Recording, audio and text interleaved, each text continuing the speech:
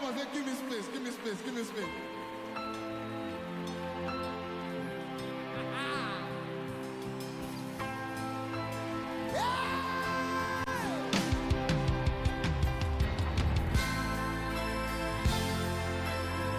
This is all in my body.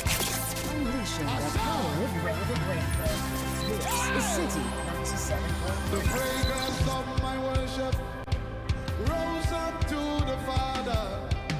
Noises, thunders, earthquakes were the response to my worship.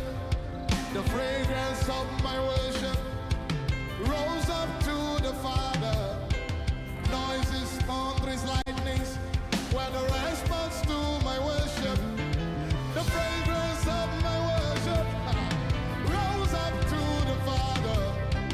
Noises, thunders, earthquakes were the response to my worship. The fragrance of my worship rose up to the Father. Noises, thunders, lightnings were the response to my worship.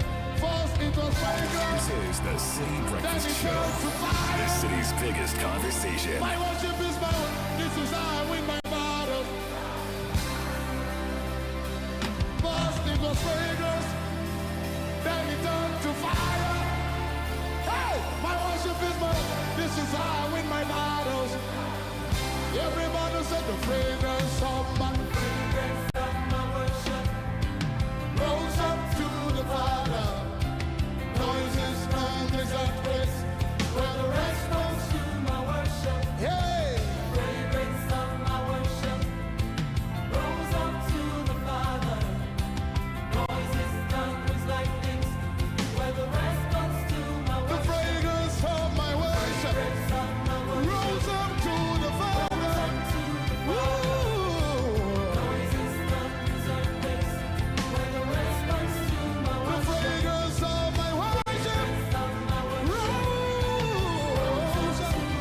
Noises, thunders, lightnings. Are you ready? Everybody say, The Citi Breakfast Show. Rise above the noise. this is how I win my battles. Say first it was fragrance, then it turned to fire. My worship is my weapon. This is how I win my battles. Say first it was fragrance, then it turned to fire. My worship is my weapon. This is how I win my battles. So first it was fragrance.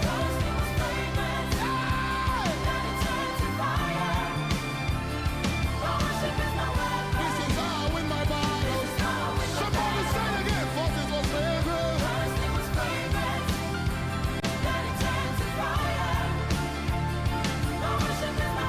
This is how I win my battles.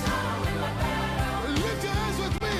This is how I win, win, win. This is how I win. The smoke of my worship. 27 minutes past 6 on Thursday morning, 8th May 2025. This is how I win, win. This is how I win my battles. First, it was fragrance, then it turned to fire. Beautiful song by Dunsin Oyekan, welcoming you This is how to the Citi Breakfast Show today. The question is, what is burning in your life? A man must have fire to make an impact. Fire is not just a spectacle to behold, it's also a force of nature that devours. It's also a source of light for men to see.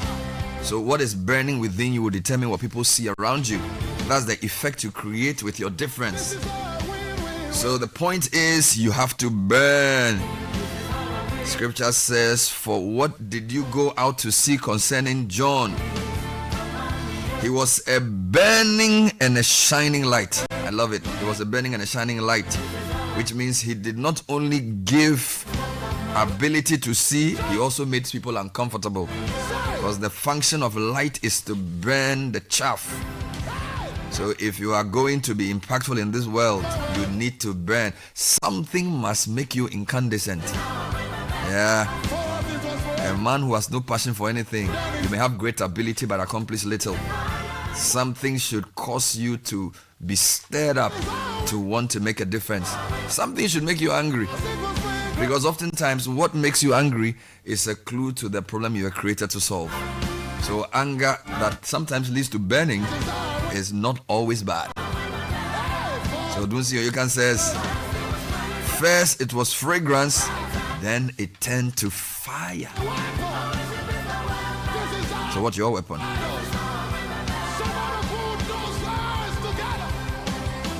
This is the Citi Breakfast Show.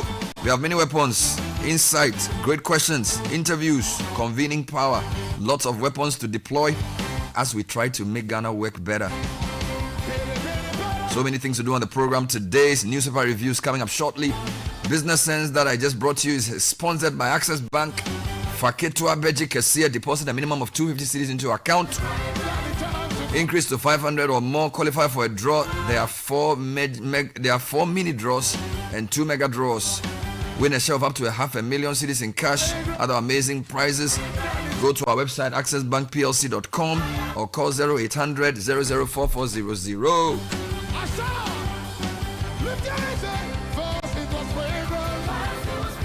We'll go into the headlines shortly. 121 days of Mahama. He gave a big speech yesterday. We had a big panel prior to that discussing 6 thematic areas. We'll bring you highlights of that conversation on the show today. And what do you make of the first 120 days of the second coming of John Dramani Mahama? Let's hear from you. 054-998-6996. It's our WhatsApp number. And of course, the segment is brought to you by Piva Beverages. There are 5 distinct flavors: cola, orange, cocktail, grapefruit, and tangy. Available at your local store. Stock up on Piva. A taste you will certainly love. This advert is FDA approved.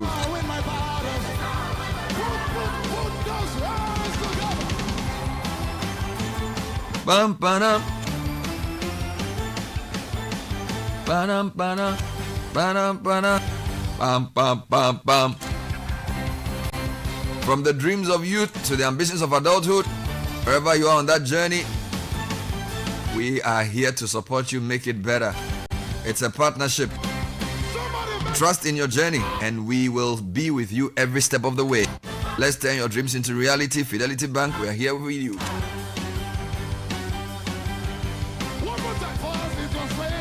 This is the Citi Breakfast Show, the city's biggest conversation.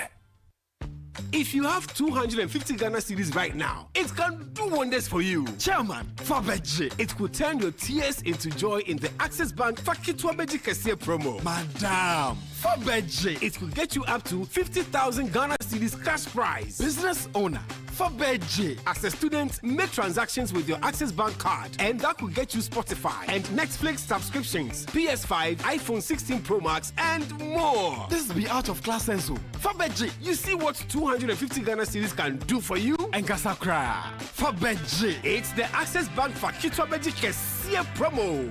Deposit a minimum of 250 Ghana cedis and its multiples in your new or existing accounts, and be on your way to winning a share of the 580,000 Ghana cedis in cash prizes and other amazing rewards. The more you deposit, the more your chances of winning. Promo runs from now to September 2025. This promo is in partnership with NLA on the Caritas Lottery platform. Terms and conditions apply. Access Bank, more than banking. Join the conversation on the Citi Breakfast Show on Facebook at facebook.com/Citi97.3, Twitter at twitter.com/Citi973, and Instagram at instagram.com/Citi973 with the hashtag CitiCBS.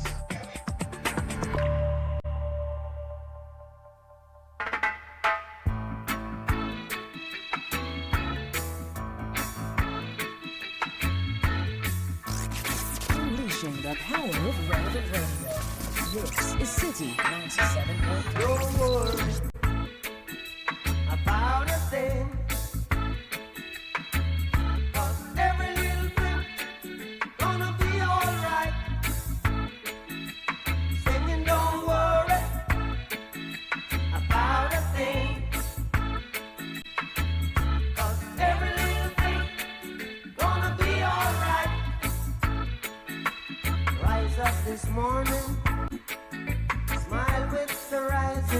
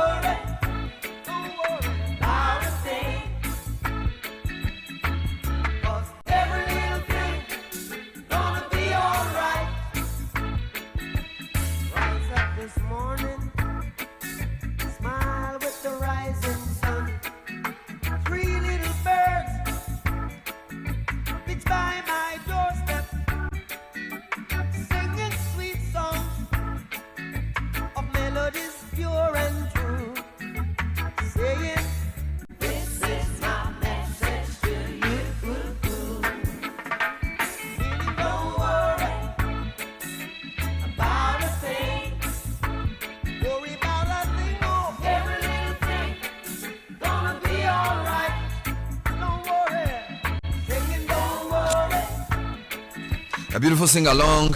It's called Three Little Birds. 635. 97.3 Citi FM. Or as my friend Skelly would say, 97.3. 97.3. Oh yes. So we get into the headlines. Different newspapers with different analyses. Our panel yesterday had around 82%. The graphic says 72%. I mean, whatever number you give, I think what is clear is that many people feel the man is on course. He started well. The devil is in the detail. The proof of the pudding is in the eating. One of my panelists said yesterday that two things are important about the government: how they start and how they end. He says some start well, some don't end well. So once you start, you make sure you also end well. So there's a lot to analyze later today on the program. Big problems though. Yeah. Good morning. Morning. How are you? Big problems. Big that we'll deal with. Local problems, of regional course. You know me. problems, or national problems? Oh, local. Very, very local. Really? Bernard. Has your MC been sworn in? Not yet. Has he passed? Not yet. You don't know. I don't know. Which of the allotis? Is it Michael or This George? George. George. I think Michael has passed through, if Yes. I'm not mistaken. There are three Pakos in the equation. system. Yes. Yes. But I think Adenta and Medina have passed. Oh, quickly. Yes. Quickly. But the corner here, Which corner? they'll bet a big side. Bernard, look. The last time I raised this, the original minister, and this was a month ago, I remember, said she was going to take a look at what was happening. It was there. the gender minister who said that she would go and look at what's happening. She hasn't been there. Inspector of the children. Yes, she hasn't been there. Bernard, What is the problem now? their numbers have quadrupled. I think one day you should take a picture or no. let the cameraman take it, because I'm trying to imagine what you're saying. Sheba has been working on the project there. So this is under some the time. Obechebilamte bridge. Bernard, from the original mosque all the way to under the bridge. Bernard, this morning. How many people? Bernard, this morning, when on my way here, I would hazard around 600 people. Are you serious? I kid you not. Doing what? About 70% of them unsupervised under 5-year-olds. Are you kidding me? I kid you not. You are saying about 600 Bernard, I am not. children under 5. Bernard, with their parents, with whatever, as usual. Is it like an assembly point for distribution or something? No. I don't know what it is, but this morning they were busy. They were bathing. They were doing. Some of them were crossing the road. I think. And this is usually in the morning. Very early in the morning, and I think it could be a distribution point because of the begging that they also engage in. So and then render account later. Yes, they render accounts So later. you're saying that there are kids under 5 Yes. who are assembled by people, and then No, there are a lot of kids moving around unsupervised there. There are adults there too who sleep there, and they've turned that whole that entire area is nasty. it was 600. But That's a it's lot of nasty. people. You see, 600 from the Accra mosque. Where are the people who are going to buy things passing? There, same place. So from the Accra Mosque all the way up through to the Stanbic Bank there, Yeah. the curve. That takes you to Graphic Road. Graphic Road. On your left is where I think is it Hyundai Motors also have. So that is exactly where the interchange has the underbridge. Yeah. The whole portion this morning. Normally you'd have one or two. This morning that entire section is full. Now after the Stanbic Bank on your right, just before you get to the Shell filling station off the Graphic Road, there are some empty buildings that are being constructed. They've taken over those buildings. They are squatting there, and then it's second one. There are cows on the median Graphic Road this morning. They are grazing. Whoever is in charge, go and arrest the cows On the Graphic Road. in front of Toyota Ghana this morning. Is a heap of rubbish. This is proper Toyota Ghana on Graphic Road. on Graphic Road. The entire place is filthy, Bernard. Like it's an eyesore. Just to add to that quickly, I don't know whether we have brought a truckload of beggars from wherever. It's true. In front of the airport, when you just come out of the airport, you know the They'll just airside meet you. hotel. Yes, SI Hotel. Yes, Airside that mean hotel, airport the traffic light. light there. It is as if we are doing a fanfare of begging there. Serious. And Yes. they are harassing. They are knocking on your vehicle as though. What you- ages look, are we looking at? Kids. Kids, young adults, 6, they 5, they are 7. all there. You go down Are they towards the Ghanaian? University Are they- of. are they I don't think Ghanaians? no. Most of them are not. You go towards the university just before you get to the FDA. The Yes. traffic light there. The standards authority. Exactly, side. as though you are coming out of East Legon. That intersection there. Taking over. Oh, they are hitting your vehicle. You can't just concentrate in front of Fiesta. It is as though we have look. Let's open up the country. It's not right. Do what you want to do. Yes, we are all struggling. Some are better than others, but the way it has The been way opened. you guys are presenting this thing, it looks more serious than. But it is very than serious. it's Look, been covered. what Sky is saying here, the same thing. And for me, the reason why when I used So it's to, like a horde Charlie, of they- begging children And he's have right. been unleashed on citizens of and Accra. he's right, because there was a time where Same I thing, showed up for a meeting somewhere very early, around 5:30 a.m. A car actually brings these kids and their parents or their supervisors or whatever it is, drops them off. So you see the car dropping them off at the intersections. Then it's not somebody's business. So it's business. They'll render sales in the evening. Is this not something the police, I don't know, trafficking? There has to be some unit to deal with this matter, whatever right? it is. Social welfare, something. It See, cannot but the just point be. is, Yeah. the reason why I'm raising this again is the gender minister, the police, the whichever municipal authority is in charge. They have to. This has been going on for far too long. You see, and I think the fact that they have they ignored it is the reason why we have It's seen growing. Because now the feeling is like, oh, Charlie. the system is fine. So the question, what should they do? But I remove them. I'm just asking a First question. of all, you are- Okay. You see, we are on air. So what should they go there and say, move away? Or should they go and prepare a place and send them? Or what should they do? First of all, Yes. the Children's Act, if you look at it, It's cool. and you expose children to danger the way they are doing, right? Instead of putting them in school, Yeah. you, the person responsible, they have to investigate and find the people responsible. The adults who are sponsoring this, they should be arrested and prosecuted. Okay. The kids who are exposed to danger, you would have to rehabilitate them. Of course, if you look at the domestic violence and victim support, the acts that regulate that space, we are told we should have a shelter to take care of kids like this and people who are underprivileged. The state has got to intervene meaningfully in that space to ensure that they are taking of the seat. Some of them have been taken from their villages. You have to reunite them with their families. It's a lot of work. Exactly. I mean, that is why So we this pay is Ministry people. of Gender and Gender, Children and so- social protection, or even the working in collaboration with the assembly. exactly. And the police. Yes, the And Ministry of immigration, Interior. Yeah. foreign affairs too. Could the top black one needs to have a chat So this is a, Because some of his them don't even compatriots look at them, in Niger it's a and Chad. So it's a cross-cutting issue. Yeah, Niger. He should chat with Niger and Chad. That the thing that they are doing, they should be careful. Wow. Thanks for highlighting this. Yes, let me take you to let's the get front into the page of the headlines. Daily Graphic, Wow. who have scored the president 72% on his 120-day pledge. Kester Abram Crunchy says President John Mahama has made substantial progress in fulfilling his 120-day social contract with Ghanaians, achieving 72% of his 25 key pledges within the self-imposed time frame. All right. They then Is that go the on main to break- headline? Yes, that is their main headline. I'm just going straight into the details Because we of don't have time. Yeah. And basically, Kester then goes on to outline some of the actions. Among the earliest achievements of the president was the abolition of several unpopular taxes, including the electronic transaction levy, commonly called e-levy, and the 10% tax on betting wins, delivering immediate relief to businesses and individuals. Then goes on to outline a couple. Well, quickly, let me just do an addendum to that. The Ghanaian Times talks about beyond 120 days focus on bringing relief to Ghanaians. Dr. Abu Sakara is quoted as saying. So basically, he says that, let me take you to page 10. Cliff Ekufu says the development specialist agriculture and rural economy, Dr. Abu Sakara Foster has urged the government to focus on the bigger picture of ensuring access to employment, education, infrastructure, and formulating viable policies to bring relief to the people as it assesses its 120 days in office. If you're interested in that story, grab a copy of the paper. And What else is big for you guys looking at the papers? I have one here. The president has been speaking about mining.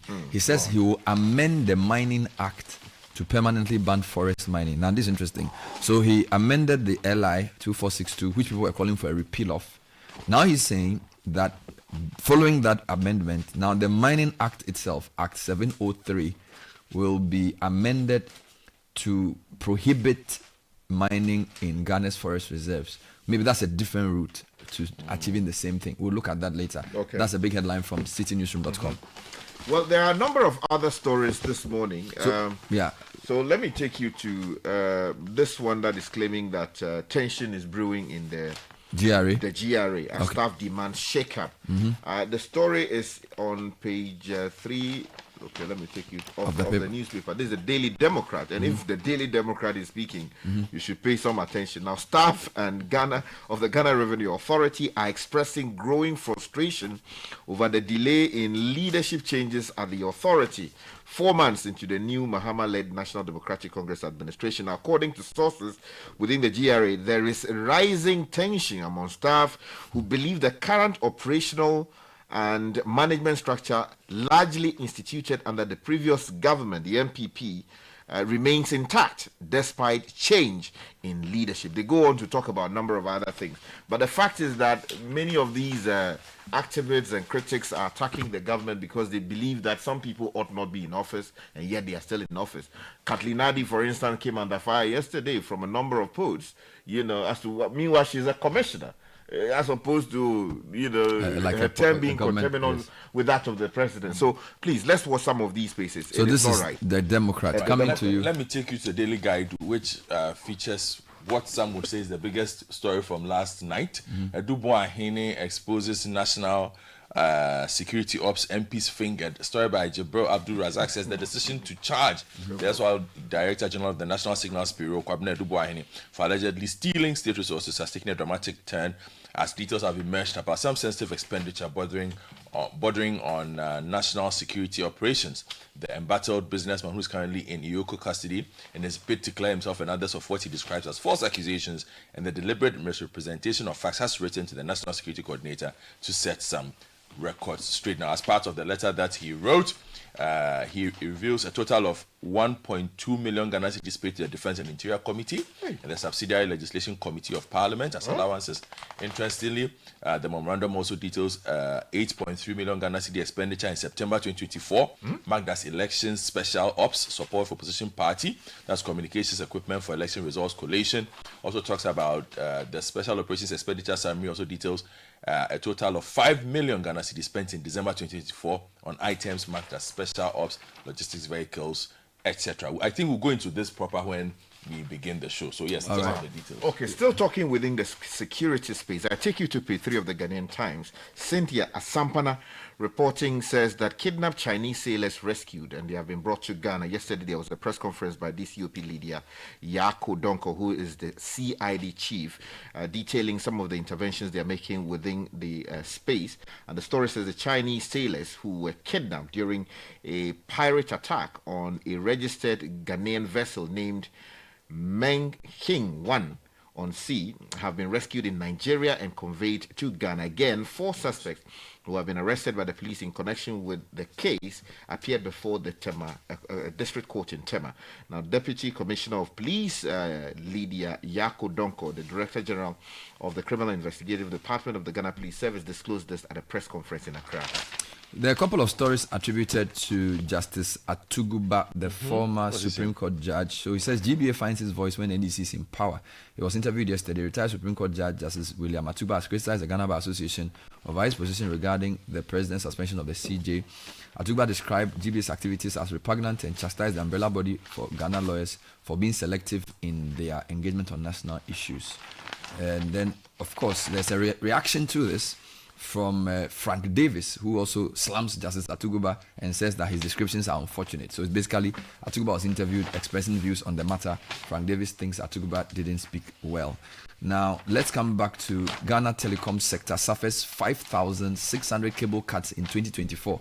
This is very serious. Dr. Kenasigbe, CEO of Chamber of Telecommunications, says Ghana recorded 5,600 fiber optic cable cuts last year. This widespread damage resulted in an estimated cost of $9.2 million, equivalent to over 138 million cedis for the sector. The CEO said this at the 24th edition of the Chamber of Teleco's Knowledge Forum in Accra, which was attended by DG of the NCA and reps from various telco companies. This is quite serious.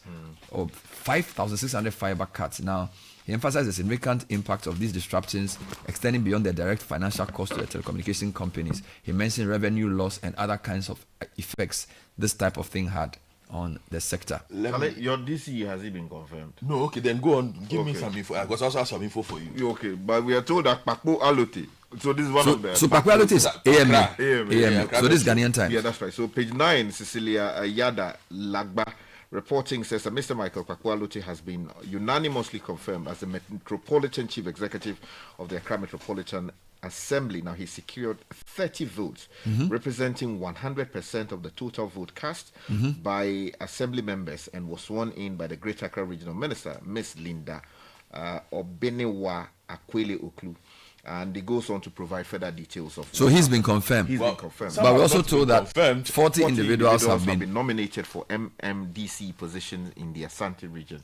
And then also, like I was saying yesterday, a number of people have been fighting. I think it's in the Teshie areas also. Yeah, I want to give you some details. And then a Fututu, there's some development there. Yeah, let me give you details. Talk to me. The back page of the Daily Graphic. So there was drama at the Ladade Kotopo Municipal Assembly in Accra, following the rejection of the president's nominee for municipal chief executive, Alfredos Ni Anyete, amid general sentiment among assembly members that long-serving party stalwart and current chief whip of the assembly, Aaron Akron, should be the right man for the role. Now, this degenerated. Now, the same paper also reports that Medina and Adenta, they've been able to successfully confirm their nominees. Their people.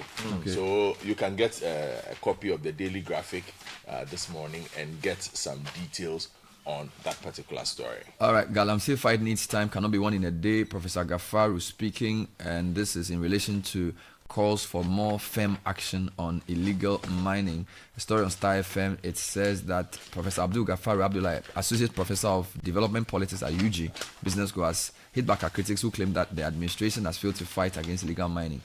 Now, the governance aspect basically says that we should be fair in assessing government's anti-Galamsey efforts, especially given the short time it has had in office. And drawing from his extensive research on legal mining, Professor Abdullah explained that the problem has been long treated as a technocratic or poverty-related issue when it is in fact a political one. So he says that it will take time to win the fight against Galamsey. Staying with mining, there's a story on page 6 of the Daily Guide. Akatachieso residents protest forceful mine takeover. It says the residents of Akatachieso in the Amansia Central District of the Ashanti region have called on the president to urgently intervene after the alleged forceful takeover of a mining concession belonging to Smart Mickey Mining Company Limited. They have accused Captain Retired John Kwame Jabari, the Ashanti Regional Security Coordinator, of leading a group allegedly with ties to the NDC to unlawfully seize control of the company's legally acquired mining site. So the community apparently showed up to protest this yesterday. Now, President Mahama says VRA bosses who... so let me read the story. It says, VRA bosses will be sacked if Akosombo Dam flooding recurs. So in giving his 13-page speech yesterday, the president issued a stern warning to the leadership of the Volta River Authority, stating that any repeat of the devastating flooding from the Akosombo Dam as experienced in 2023 would lead to their resignation or dismissal. Delivering an address yesterday to mark his administration's first 120 days in office, the president highlighted ongoing efforts to prevent a recurrence of the disaster. He disclosed that a technical committee chaired by former VRA CEO Engineer Kerr Kofi had been tasked with investigating the incident and recommending long-term mitigating strategies. And I need to tell that that committee invited us to testify, myself and the CEO of the company, in relation to what we know about the flooding, what we did whilst they put their report together.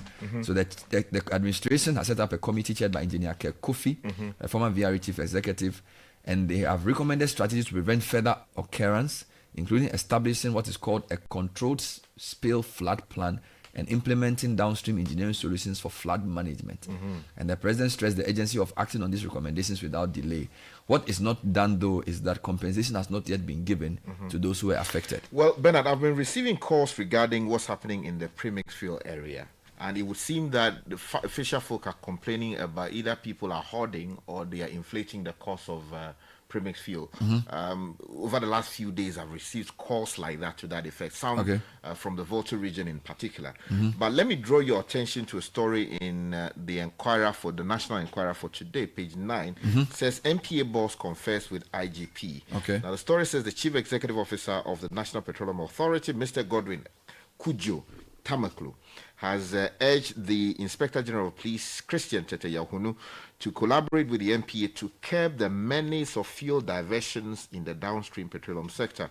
Mr. Tamaklo made a call on Wednesday, April 30, 2025, when he led a delegation to pay a courtesy call on the Acting Inspector General of Police at the police headquarters in Accra. The purpose of the visit was to officially congratulate the IGP on his appointment and to hold discussions on what should be done to actually strengthen the relationship between the MPA and the Ghana Police Service. Now, he's particularly worried about the diversion of fuel, smuggling, and related matters. And I think that this is one of the issues affecting. We have to do a program on smuggling, a proper program. It is a lot of things have been smuggled in and out of the country. I'll take you to page 43 of the Daily Graphic, that's the business side, and a very worrying headline that says government indebtedness to GMPC hits $1.2 billion. The government of Ghana's indebtedness to the Ghana National Petroleum Corporation has ballooned to a staggering $1.2 billion as of December, as of December 2024, raising renewed concerns over the long-term financial viability of the state-owned oil firm. According to the latest report from PIAC, as a Public Interest and Accountability Committee, the sharp rise in liabilities stems from a combination of unrecovered budgetary support and fresh guarantees issued by GMPC on behalf of government agencies. Analysts warn that without urgent reforms to restore fiscal discipline and ring-fence GMPC resources, the firm may struggle to maintain operational efficiency and attract private sector partnerships essential to developing Ghana's. So while government owes GMPC, Cocoa Processing Company is also posting a $4.07 million loss. SweetPC has reported a net loss of $4.07 million for the second quarter ended March 2025. The unaudited financial results released last week showed an improvement from the $6.3 million loss posted in the same period last year. So they are losing, but they are reducing the losses. So Bernard, Sorabi, we are manufacturing. Gihok, we are losing there. Cocoa Board. Cocoa Board, we are suffering. CPC. So what is working then? What is working? Well, let me just give you something. That says that the overseer reports that there's jubilation at Cocoa Marketing Company because they have a new MD. Hopefully, his name is Wisdom Kofi Dogbe. And this story that you also raised, Tension Bruce, Minister of Education, as Haruna Idrisu retains MPP appointees. So they are fighting over Dr. Christiana Dai Puku, who is NTC boss, Catherine Japoma Pia Penkrasie director, and Hiford Sian. No, the one he read had to do with GRA. Yeah, I'm saying this is also education. Hiford Sian. But here's the thing, I don't know most of them, but Hiford Sian, as Ghana Library Authority boss, he's done a remarkable job. Oh, beautiful. With libraries. All right, thank you, gentlemen. But quickly. What's happening with the CD? What's happening? Is it that we are doing something but really... if the CD is recovering, but it's good. Because I don't know the what... CD in January was 16 to the dollar. It's now 13.4. So that's what we've been praying for. Yes. So if you talk too much, it will stop. So let's keep quiet so that it will come down to 10. You see that when you start saying it changes. Okay. So let's do it. Let's just don't shout. But the CD is getting strong. It's getting strong. Yes. Okay. So it's good. And it's sustainable. It's just that. No, you enjoy it first before you ask whether it's sustainable. Remote workers are complaining. No, we are not complaining. We are happy.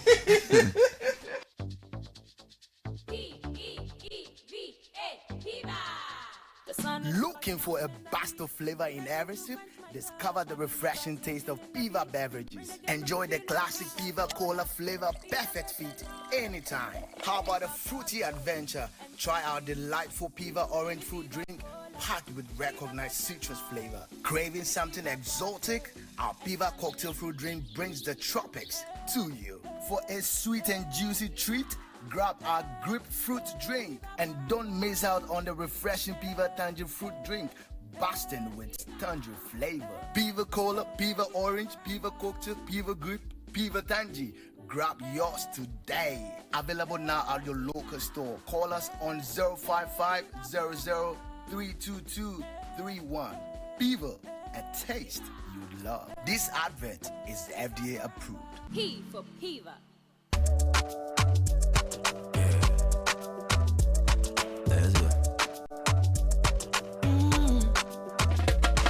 My body, when you wake up in the morning and you know the money calling, oh, you go work, but you know I be your side. If I believe with us, if I hold my hand and believe, cause you know I be your side. And when you dream, no say I live for you. And when you hustle every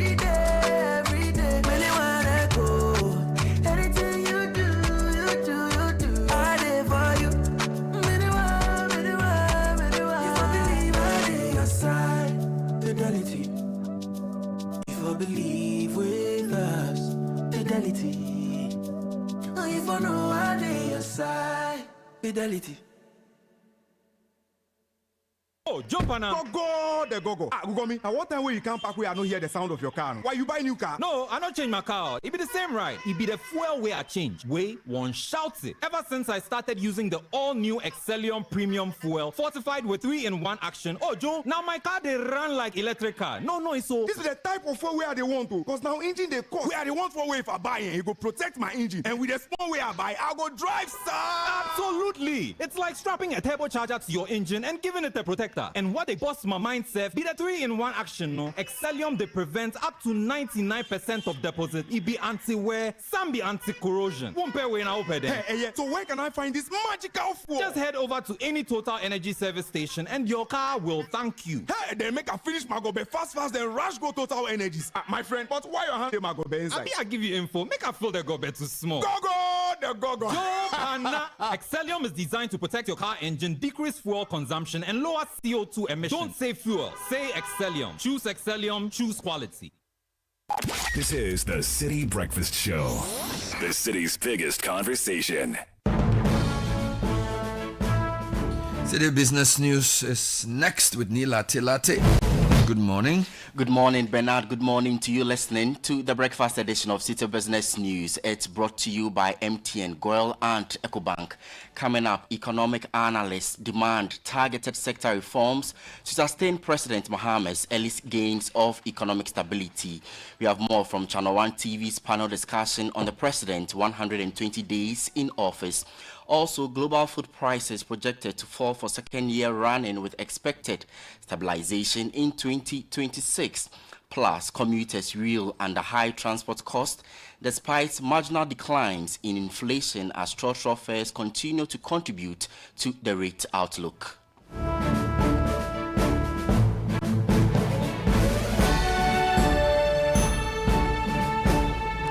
I am Ni Lati to the details now. First though, President John Dramani Mahama is crediting recent gains in cedi stability and the downward trend in inflation to what he describes as prudent fiscal policies introduced by his administration. Speaking on his 120-day social contract, the president highlighted these developments as indicators of sound economic stewardship. He also reaffirmed his commitment to deliver on key pledges under the contract, including the proposed abolition of the COVID-19 levy, a move expected to ease the tax burden on businesses and individual households.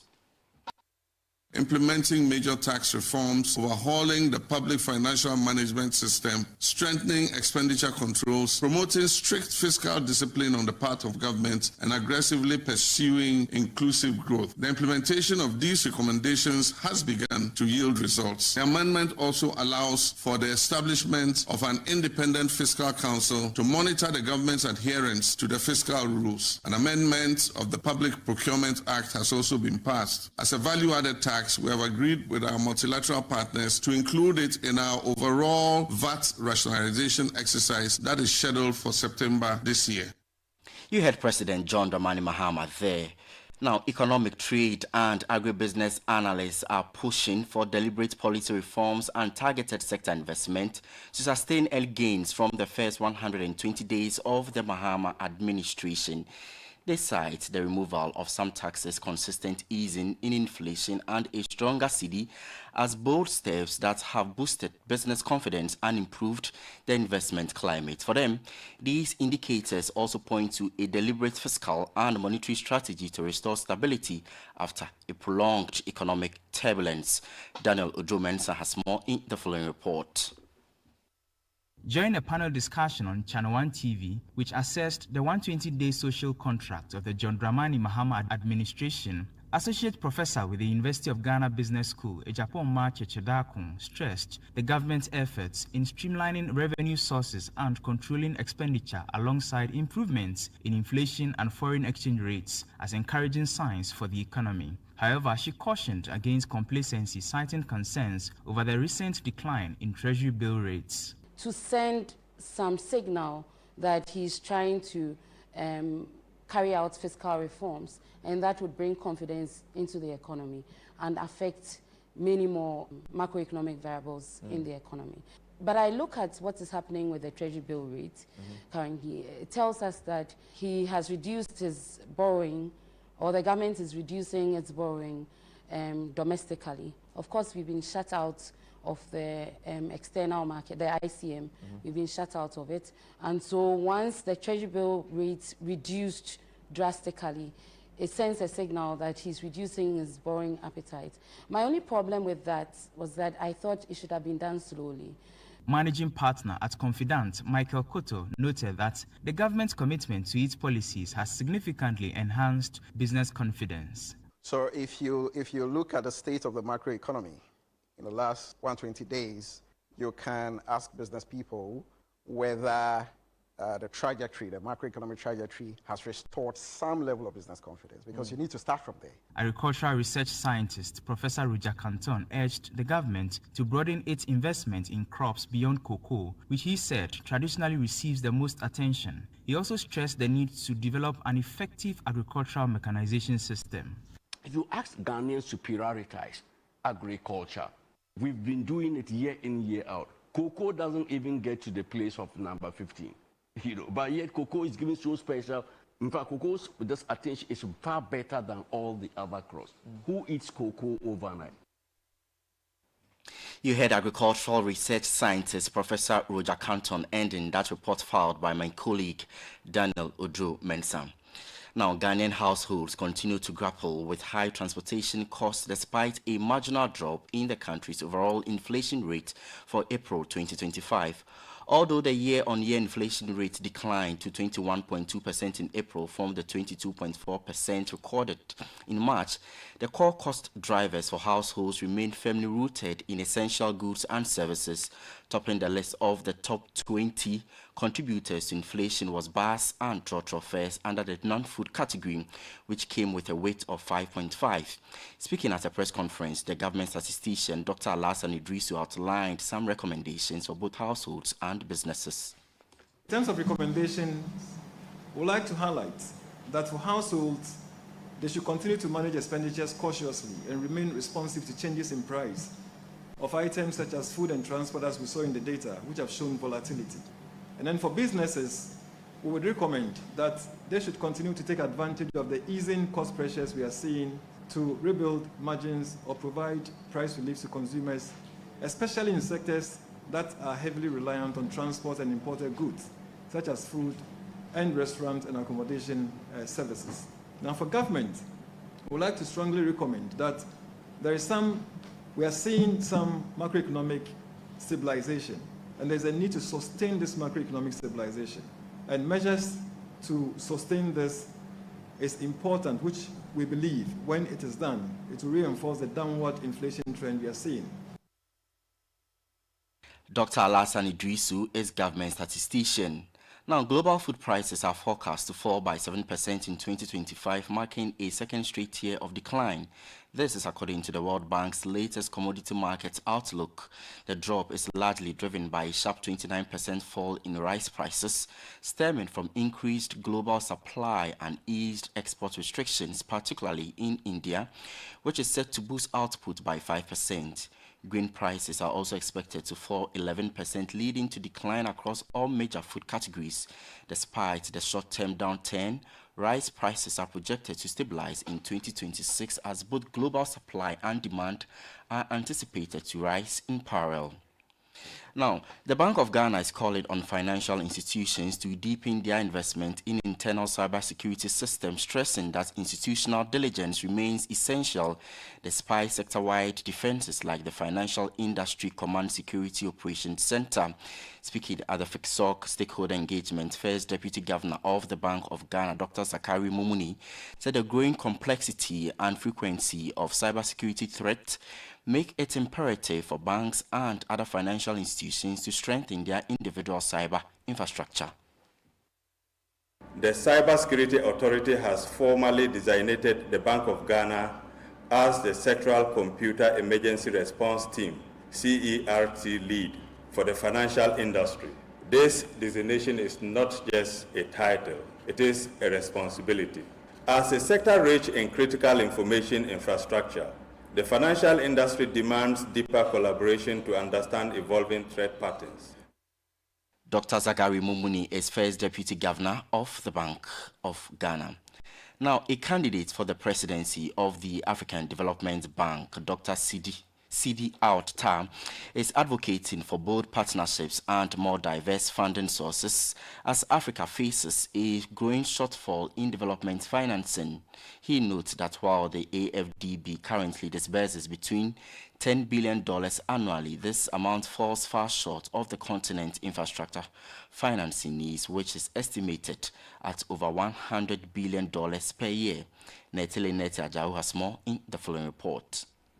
Dr. Citi Outa, a former Mauritanian finance minister and outgoing president of the Arab Bank for Economic Development in Africa, is among 5 candidates seeking to succeed Dr. Akinwumi Adesina as president of the African Development Bank when his term ends in August this year. Speaking to Citi Business News on the sidelines of a press conference in Nouakchott, Mauritania, Dr. Citi Outa said it is important to build strategic partnerships with Gulf countries and strengthen domestic resource mobilization as Western governments reduce their aid commitments to Africa. The volume of financing available for the continent is far below what is required to develop the continent. If we look at the infrastructure sector, the financing gap is estimated between 100 and 170 billion per year. If we add other needs of the continent, we are around 400 billion per year. Unfortunately, for the time being, the African Development Bank is providing annually, in terms of approval, $10 billion and $5 billion in terms of disbursement. So we are far below what is required for the bank to support this. Dr. Outa further called for a review of Africa's industrial strategy, stressing the need to add value to the continent's natural resources. He shared his vision for Ghana.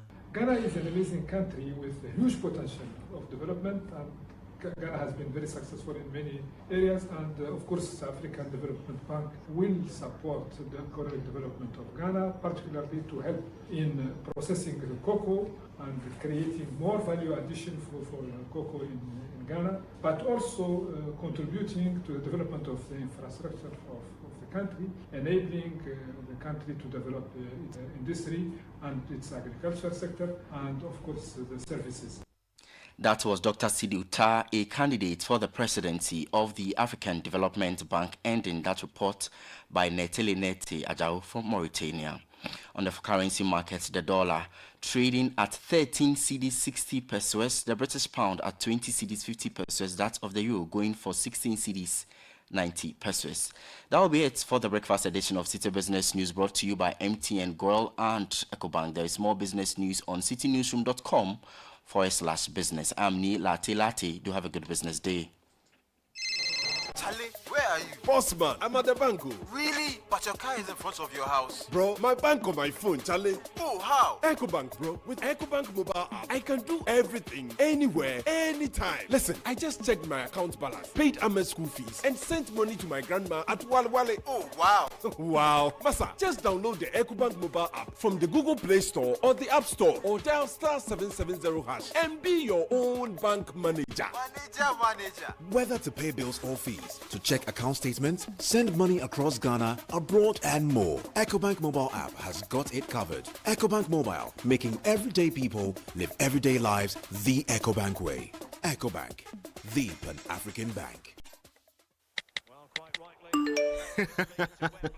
Hey, so as for you, every day you are just pressing your phone. Why? Are they paying you? They are, Oma. Eh? The more I use my MTN, the more points I get. And I can use those points to get airtime, data, and even discounts at shops and restaurants. Hey, so that is why all of you are always pressing your phones. And you won't tell us, so that we too we can enjoy some. Oh, ma. There's always more to enjoy with MTN Rewards. Just keep talking, testing, and browsing all day, every day to collect your points and use it to redeem amazing offers and discounted freebies right away. There's so much available for you. So dial *550# and get your reward today. Let's go everywhere you go. Kweku, have you heard what they are doing on MTN? This is the Citi Breakfast Show, the city's biggest conversation. 40 minutes past 7, you heard the Citi Business News there with Nila Telate. brought to you by EcoBank. Now, EcoBank wishes to inform our value shareholders and the general public that the 2025 annual general meeting, initially scheduled for tomorrow, May 9, 2025, has been postponed. The new date is now Thursday, June 12, 2025. We sincerely apologize for any inconvenience this change may cause. Shareholders may contact the registrars for any enquiries on 0302 668 712 or 0506 592 181. EcoBank is the Pan-African Bank. The news was also brought to you by MTN. Your Thursdays just got more exciting because from now on, you get a nice 25% bonus on your first data bundle purchased of the day when you bundle on my MTN app or use *138#. This and every Thursday on MTN. So Thursdays are bundling days. MTN is saying that's not enough for a lovely customer like you. So we're also offering a free extra movie ticket when you pay with Momo at the Silverbird Cinemas at the Accra and West Hills malls. For those of you in the Garden City, you get your free tickets to the Golden Cinemas in Kumasi Mall. So set reminders, bundle on my MTN app or *138# and make the best of your 25% first data bundle discount and visit the cinemas. Kickoff is next with Edwin Kwakufi, brought to you by Leshehu. The Don't Come campaign has come to you because you deserve financial peace. From now till June 30, we've reduced our interest rate just for you. Whether it's education, rent, or unexpected expenses, we've got the right loan to meet your needs. Call or WhatsApp Nana on 027 004 0799. Let's make life easier together. Act now before the offer ends. Terms and conditions apply. Leshehu, let's improve life. And this is Ghana. You only get deceived if you are not sure of what you're buying or you don't really know the market. When it comes to water storage tanks, the name we all know is Polytank. It's been with us for over 30 years and has been trusted by all these generations. Make no mistake, always choose Polytank for guaranteed quality. It's available at the same price across the country at Polytank partner shops, be it Rambo, Hippo, Sumo, or Super Sumo. Polytank, the original, always the best. Papa Nono. And of course, we're sponsored also by Shell Helix Ultra 0W20 SP, designed for ultimate engine performance. Premium understands premium best. The new Shell Helix Ultra 0W20 with carbon neutral properties is the one for your premium car. Shell Pure Plus technology prevents dirt buildup with exceptional cleaning power, leaves your pistons cleaner than a whistle, up to 50% more than the industry standard, and gives you stronger, longer lasting engine performance. Use the Shell Helix Ultra 0W20 SP, made for premium.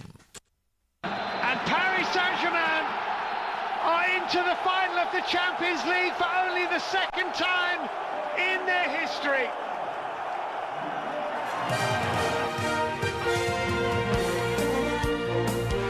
Edwin Kwakufi is joining us with kickoff. Good morning, Edwin. Good morning, Bernard. And Arsenal's bid for European glory faded under the lights at the Parc des Princes as a 3-1 aggregate loss to PSG sealed their fate once more. The Parisians, however, are into the Champions League final in the NBA playoffs. It's Tatum. Robinson's on him. Tatum maneuvering. Oh, the ball knocked away. Another great defensive play for the Knicks. They've got it. They've won it. Well, the reigning NBA champions, the Boston Celtics, were left reeling as they blew a 20-point lead against the New York Knicks, who edged them in a heart-stopping thriller. And this lack of stipends, we are finding difficult to afford transportation to schools. Now, some of the students are unable to pay their rent. So I think 20 of them are now residing in the Church of Pentecost over here.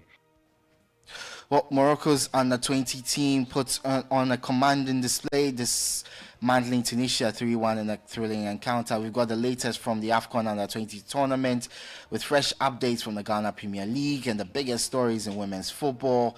In this bulletin, more on kickoff, which is powered by Shell, Go Well, Zonda GH, Polytank Ghana, and Leshehu. Let's improve life.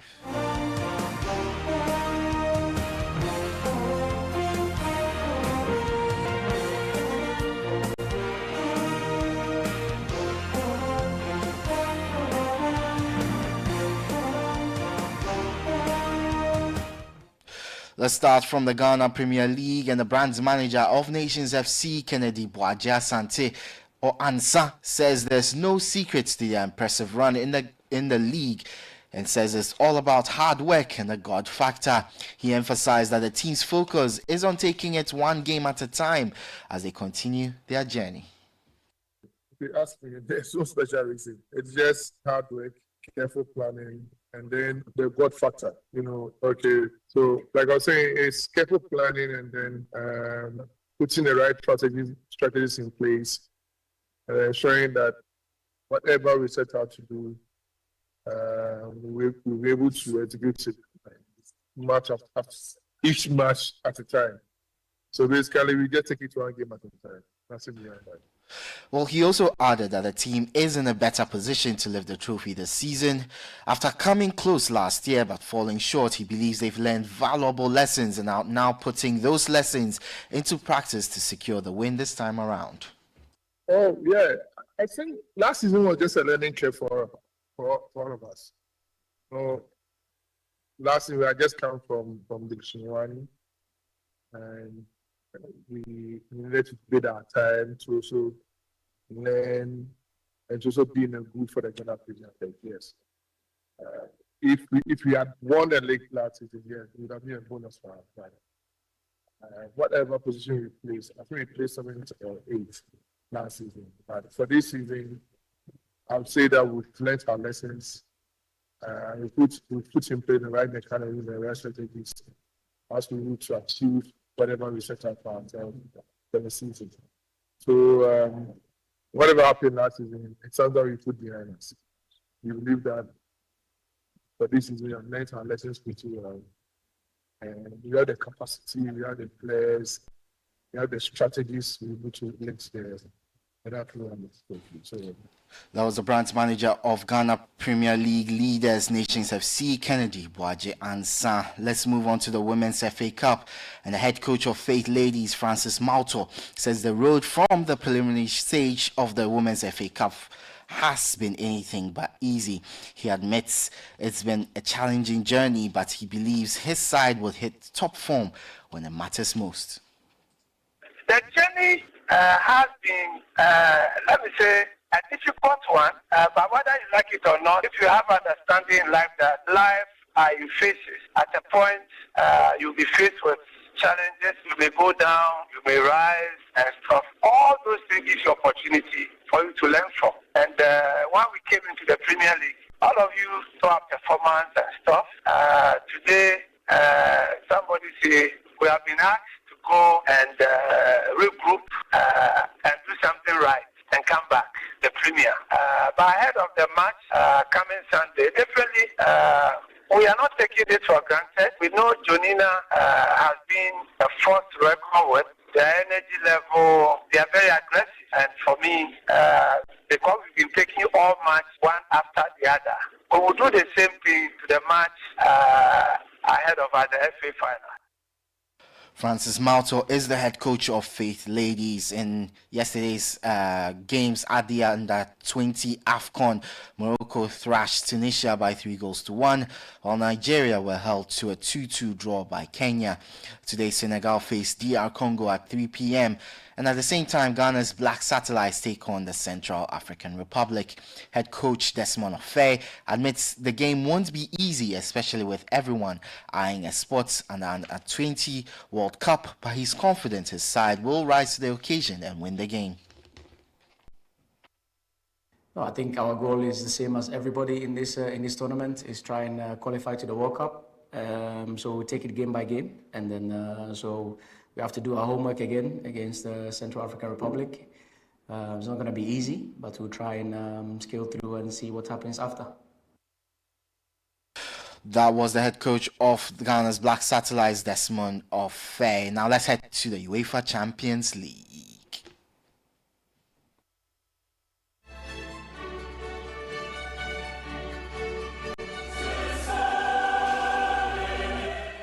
Well, Arsenal head coach Mikel Arteta says his side were the better team and deserved to win despite a 3-1 aggregate loss to PSG. He singled out PSG goalkeeper Donnarumma as the standout performer, admitting that without the goalkeeper's heroics, Arsenal might have had a real shot at the Champions League final. Yeah, well, first of all, congratulate PSG for being in the final. talking about merits, I think we deserve much more. When you analyze both games, who's been their best player, the MVP, has been the same player, the goalkeeper.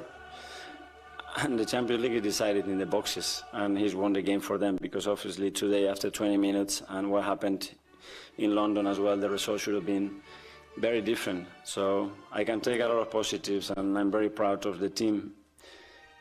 You have to arrive in the competition at this stage with your full squad, full available, in best condition. We haven't got that. So let's put that aside. It's still the team that I've seen today against probably one of the best, or not the best team in Europe. It gives me so much pride. But at the same time, I'm so upset, so annoyed that we didn't manage to do it.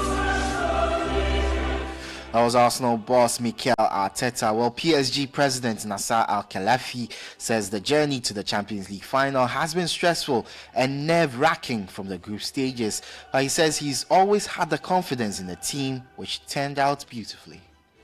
Stressful, almost heart attack. But yeah, no, I mean, it's a great feeling to be at the final. You know, I mean, after a long season, tough season, we just our objective to qualify from the group stages. People forgot that we had 4 points, 3 matches. We have to win all the 3 matches. Losing against Citi here 2-0, and you know, to come back. Then we have Salzburg, we have Stuttgart. So it's really tough draw, tough matches. The team been progressing, but always we had the good faith, honestly, in our coach and our players. Our fans, amazing fans here, especially at home. So, you know, you're coming from almost group stages, out of group stages.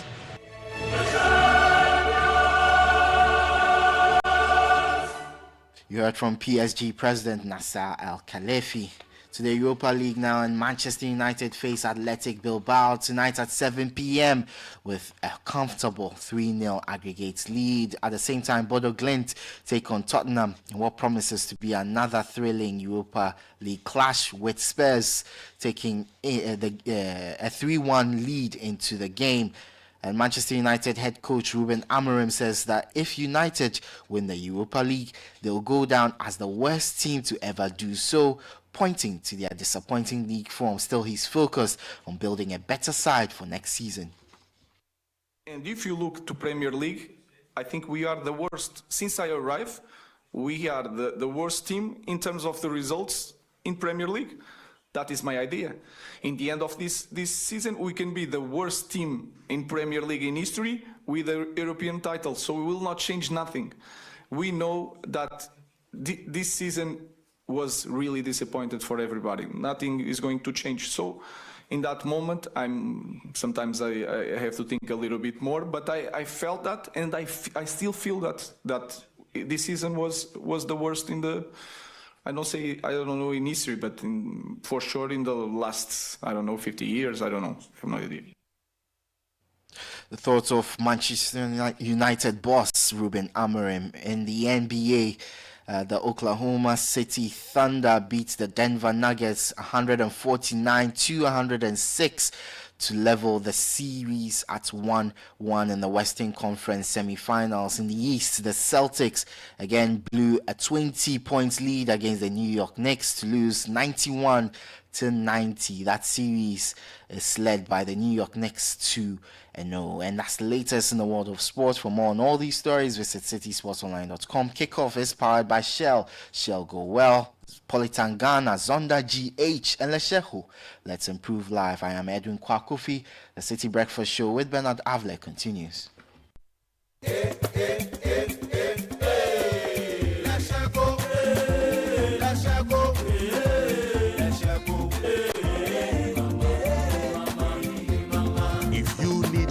Services, innovative financial solutions.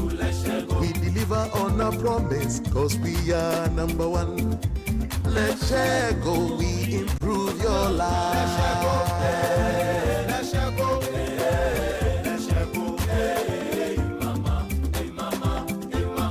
Even when you're stuck with nothing, no matter your situation, let's share go, we improve your your life. Let's go, hey, mama, hey, mama, hey, mama. Let's go, we improve your life. Papa Lolo Ankasa. Polytank is everywhere, durable and authentic. Stronger brand you can trust. Polytank, we get some more Rambo and get some more Super. And the Polytank, we did Papa Lolo, Papa Lolo, Papa Lolo, Papa Lolo, Papa Lolo Ankasa. Polytank, the original, always the best. There are some classy celebrations that calls for whipping out your favorite China sets. Same goes for your luxury vehicle. Just any engine oil won't do. Premium understands premium best. The new Shell Helix Ultra 0W20 SP is the one for your premium car. It's a fully synthetic motor oil designed using the Shell Pure Plus technology. Prevents dirt buildup with exceptional cleaning power, leaving your pistons cleaner than a whistle, up to 50% more than the industry standard, and gives you stronger, long-lasting engine performance. So, if you want your classic car to run smoothly like a Ferrari for years to come, use the Shell Helix Ultra SP 020, made for premium. Shell Helix Ultra 0W20 SP, designed for ultimate engine performance. Join the conversation on the City Breakfast Show on Facebook at facebook.com/City97.3, Twitter at twitter.com/City973, and Instagram at instagram.com/City973 with the hashtag CityCBS.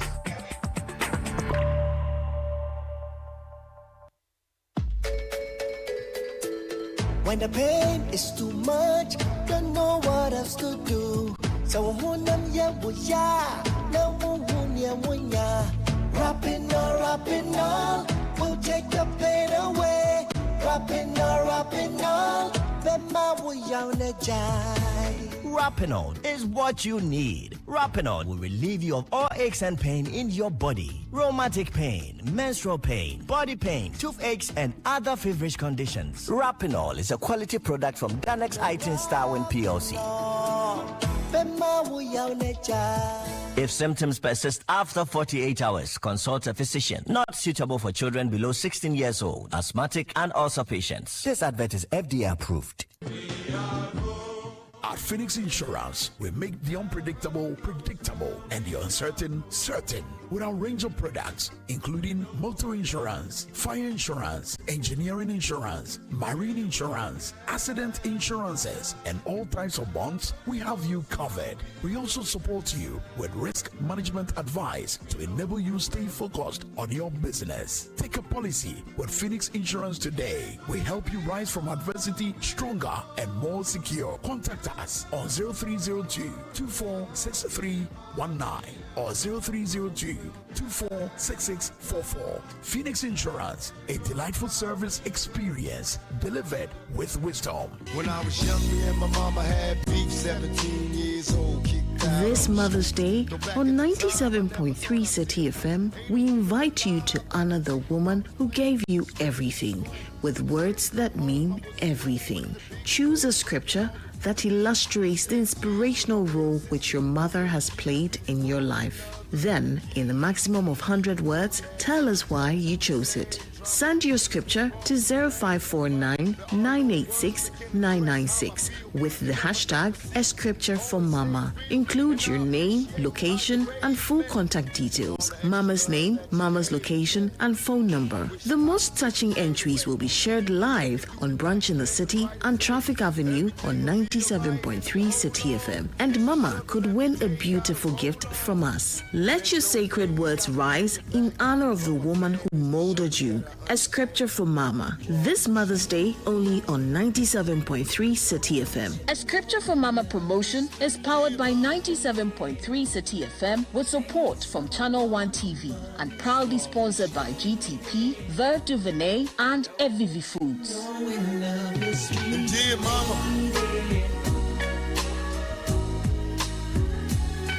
Dear Mama.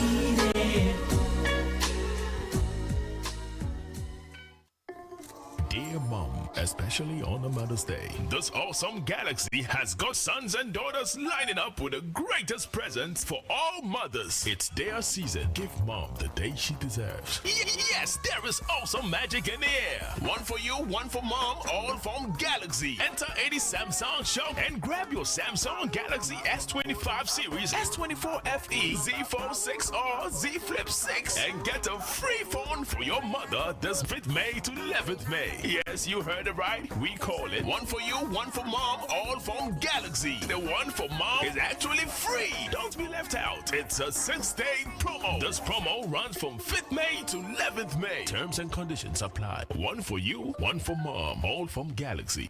Attention Ghana, the Green Revolution is here from 11th to 13th of June 2025. The Accra International Conference Center comes alive with the Ghana Horticulture Expo 2025, the nation's premier showcase of fruits, vegetables, technology, and export opportunity. Organized by the Federation of Associations of Ghanaian Exporters in collaboration with the Ghana Export Promotion Authority and proudly supported by Ghana Exim Bank, Fidelity Bank, Yesa, Agro City, Agro Monte, and GIZ, with Joy Business as the official media partner. This is your gateway to innovation, trade, and partnerships. And the highlight, the keynote address will be delivered by His Excellency, the President of the Republic of Ghana, John Dramani Mahama. Book your exhibition stand or register now on www.ghanahortiexpo.com, or you can contact 0243 345 7783 or 053 522 4555. Ghana Horticulture Expo 2025.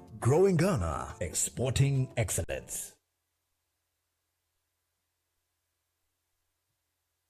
This is the Citi Breakfast Show, the city's biggest conversation. The Citi Breakfast Show. Rise above the noise.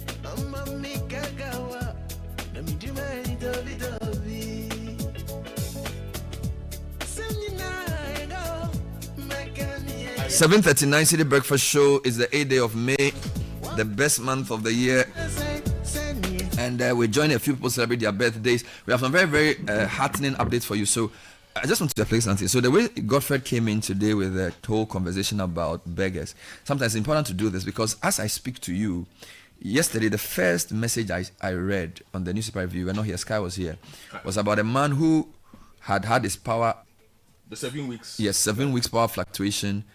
And then he was basically contemplating illegal ways of solving the matter. Now, Sky, he sends me a very, very heartening message this morning. Oh, beautiful.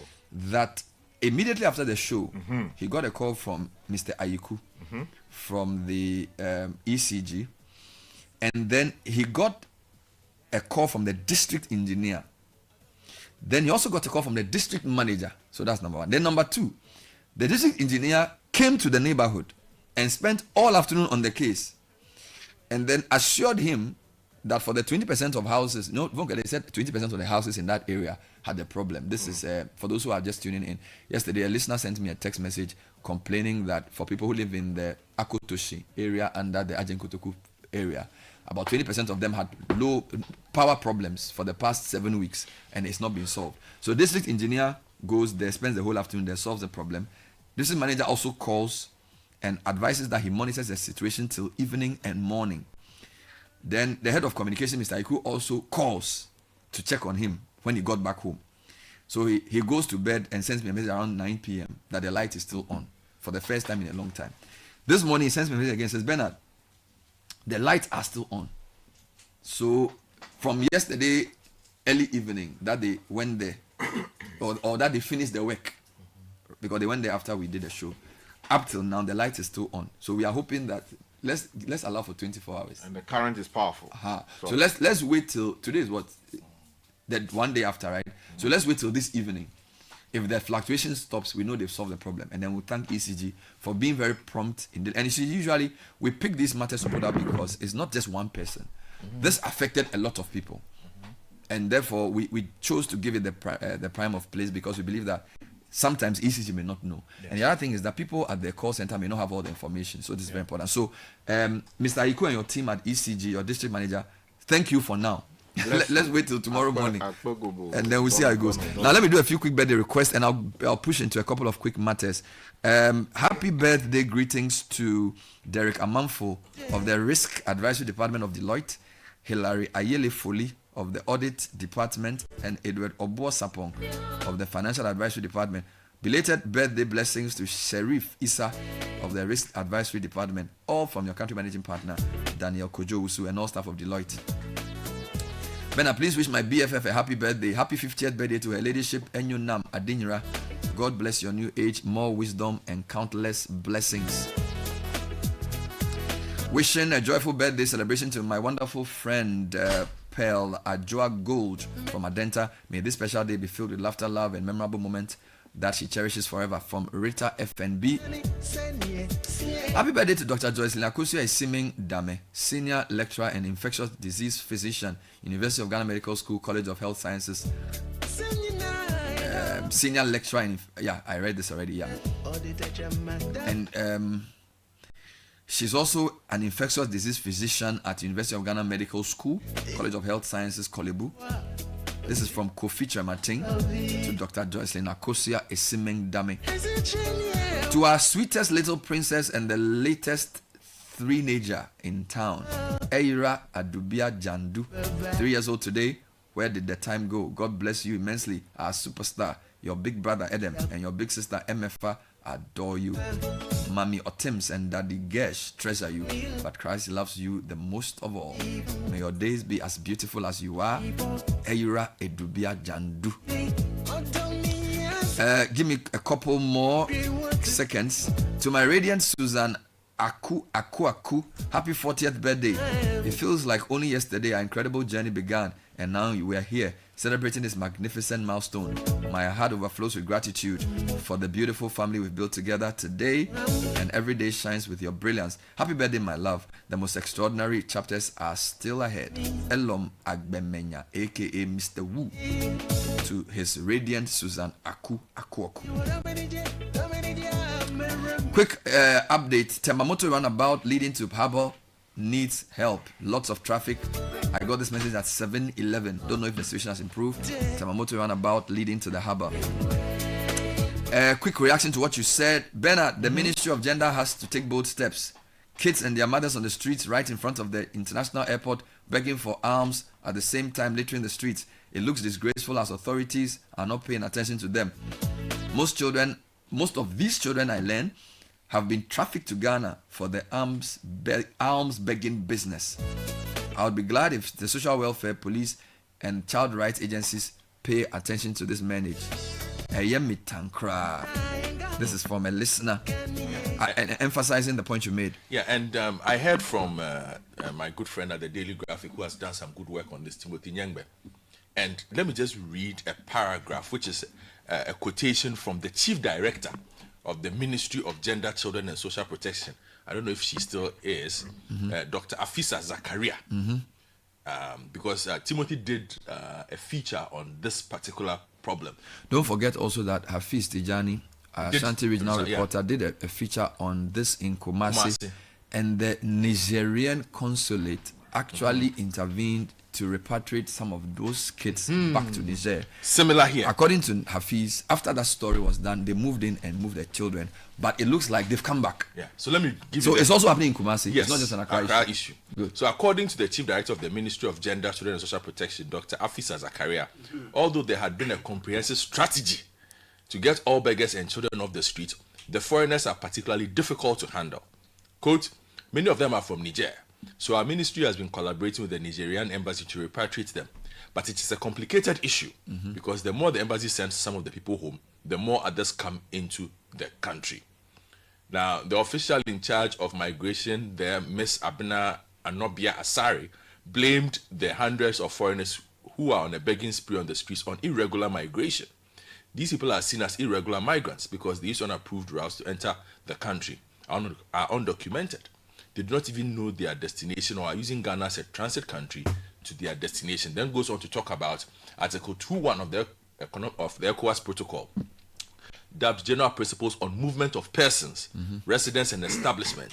And it states that the community citizens have the right to enter, reside and establish in the territory of member states. Can you repeat the last one? The community citizens. So this ECOWAS community have the right to enter, reside, and establish in the territory of member states. Now, as to whether the establishment to engage in do they have the right to illegal begging activity is the issue. But my concern this morning is just a call for at least some kind of action. Let us not. But on the basis of what Timothy has said, which is the duty bearer now? Because he's saying it seems to be. It's the ministry. But my migration is interior. Yes, so, but the ministry liaises. You see, the people are not all children. They are also men and women. No, but the begging is not done by the men and women. It's done by the children. It's done by the kids. But the adults sit in corners and supervise their parents. By dealing with the kids, are you not dealing with the fruit and not the root? The root is that adults bring kids with them to the country through illegal routes. So if you want to stem the problem, you may take the children as an eyesore from the street. But I think the Interior Ministry, working with the Special Police Unit, liaising with Nigerian authorities, must actually stem the flow. It should not just be a gender issue, or as in the Ministry of Gender issue. There will be a problem stemming the flow. Why? Because of the nature of our borders. People come in and out. But again, like I explained to you, I've been complaining about the Abosio-Kan Gaskia Zongo area for 2 months now. Nobody has done a thing about it. When I started complaining, there were maybe 150. This morning, I have told you that there were almost 600 people there. So when it was a small problem, if the authorities had acted, I do not think that the people who are there would have sent love letters to their relatives back home. That, oh, this place is cool, oh. You can come and beg here and nobody will worry you. So come. Because it certainly does look like they have gotten comfortable. In Ghana particularly. In those areas. And have said that, oh, come. You can come and perch with me on my front lobby. Let me ask a few. Niger is not even a direct neighbor of Ghana. If you look at the map of Ghana, we have Togo, Benin, Nigeria to the east. We have Burkina on the north. Of course, we have Mali on top of Burkina. Now, Niger is actually on top of Togo, Benin, and Nigeria. And Niger's direct neighbor is Burkina, not Ghana. Yes. So how are they in Ghana? Well, for some strange reason. Are they in other countries too? Are they? So if you go to Cotonou, will you see them? If you go to Lagos, will you see them in the same numbers that we are seeing them in Ghana? Well, it's where you decide to establish. So, for instance, I was in Gabon. And this is not to do any xenophobia against Niger. We are just trying to understand a problem. I was during my time in Gabon, I went to a market and realized that the largest community of West African countries present there are the Malians. There are a lot of Malians in Gabon. Even though there's no direct... Yes, so I was asking myself, why? Why are Malians in Gabon? The market that we went to, basically 80%, and this was the largest market in the capital, 80% of it was run by Malians, the shops. Okay. So it's like basically you walking through Bamako. To be fair, I know that historically we've had a large community of Nigerians in Ghana. Yes. Because a lot of them are traders. Yes. And somehow we have a good relationship with Niger. Yeah. Generally. So maybe I'm answering my own question, that Nigerians and Ghanaians, I'm told that historically there are Niger communities in Ghana for a long time. Very, very, very large group. What I find interesting, and when Hafiz did the story, the Nigerian embassy intervened because they realized that these people were not coming to Ghana through the right route, and they were not necessarily promoting what Nigeria wants to promote about itself. Yeah. Okay. So the question is this a criminal, so are we dealing with criminality or we are dealing with humanitarian issue? We are dealing with a social welfare issue. Social welfare issue to involve. No. But you see, as I always say, which is the lead problem? Because for me, even if it's an interagency collaboration, there must be a lead agency who treats this. For example, last week, about 200 people were sent back to Nigeria after a joint operation. These people were considered to be involved in criminals, drug trafficking, cyber crime, human trafficking, sex trafficking, and all that. Yes. They were bundled together and sent back to Nigeria. Yes. This was an operation which was on the basis of security and crime. Yes. They may have brought some young girls along who were slaves, but the starting point was that there's a criminal gang involved. Yeah. So what I'm saying is that what you're seeing is a symptom, may be a symptom of a bigger problem of some criminal gang bringing children in, or it could also just be poor, desperate people looking for somewhere to work. It is. I can clearly state it is poor, desperate people who have moved in. Not somebody bringing them deliberately to use them. They come in and somebody takes advantage of them being here. Okay. Some of them, Fair not enough. all of them. So it starts as humanitarian, and then somebody now says, "Let me make business from this." Yes, because. Are you sure of this? Oh, Bernard, I explained to you at 6 in the morning that I was somewhere where a car was dropping them off, and they were making sales in the evening after. Okay, there are those, but I think that a large portion of them also are just used to living by alms, by begging. I really wish I could get somebody to, and I'm not doubting what you're saying. You are an academic. Find somebody who has researched this, because for me, it's very strange. At some point, filed a lawsuit against the state on this particular matter, except that for some reason, where it went. The Supreme Court, I think, took a decision. Caleb, Zoe has been phoning this story. Call her for me. I want to get as much information on this as I need, because for me, see, when something becomes such a big thing all of a sudden, there's usually underlining things that we have ignored. Yes. To see those 500 or 600 people assembled, bathing, and getting ready to be dispatched, obviously it took more than 2 months to put together. Yes, which is why I'm saying that for me, you asked the question. Yeah. Is this a security problem? And I'm saying that for me, it's a social welfare problem first. Okay. Because there are a lot more kids than adults. Okay. I take cognizance of your point that, well, it is the parents who bring them. So in dealing with this, but the parents are in Ghana legally because, again, of our ECOWAS protocols. They can enter. Okay. But what you do whilst you are here is what determines whether you can stay or not. Good point. At the moment, they have entered and are engaged in acts that are obviously illegal. Now, begging is the tools of that act are kids. So that's why you say, that's why I'm saying the starting point should be the gender and social welfare. Yes, because if you remove the kids from the equation, the adults won't beg. The adults themselves don't want to beg. So take away the kids from the equation. Okay, and I'm making an urgent call this morning because they are contributing. One, the kids are in danger. Yeah. They are crossing the road by themselves. There are sanitary issues. There are environmental issues. There are health issues. They are defecating. They are malnourished. And we need them to solve that problem for us immediately. But do they have a system that can absorb? For example, in just Obechebi, there are about 500, as you claim. Yes. Let's assume Kumasi. From Gaskia all the way. Because according to Hafiz, this is the same in Kumasi. So we could have thousands of kids. Yes. Do we have a facility to send them to? You see, if they come, we don't have the facility, and you keep sending them back, it's at a cost. But at a point, should we charge the Nigerian embassy to pay? They will understand. Niger is no longer part of ECOWAS currently, so they can't not. Good. Thank you.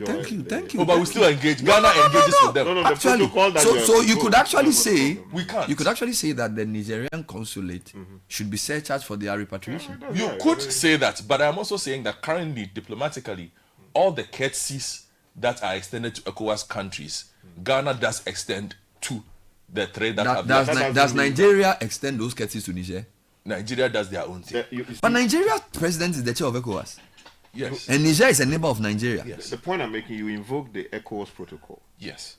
By reason of their withdrawal from the ECOWAS presently, the protocol doesn't cover that. We could use that as a legitimate leg, but the point I'm also trying to explain is our current president has made it a clear point of policy, so he cannot to engage with these countries on all the normal protocols of ECOWAS. The president has sent sort of like made an open call for them to come back. Yes. Now, Sky, wait, you can't ask someone to come back to ECOWAS and then say that whilst you are not back, I'm excluding you from the privileges. No, so or you can say Bernard, you see, you cannot invoke a piece of legislation reserved for specific people. When you a closed group, you are out of that group, and then you are seeking to invoke that to protect you. No, I'm saying that the president may have, of course, foreign policy decisions are made by the president, except that where treaties are involved and all kinds of things are done, Parliament has to ratify them.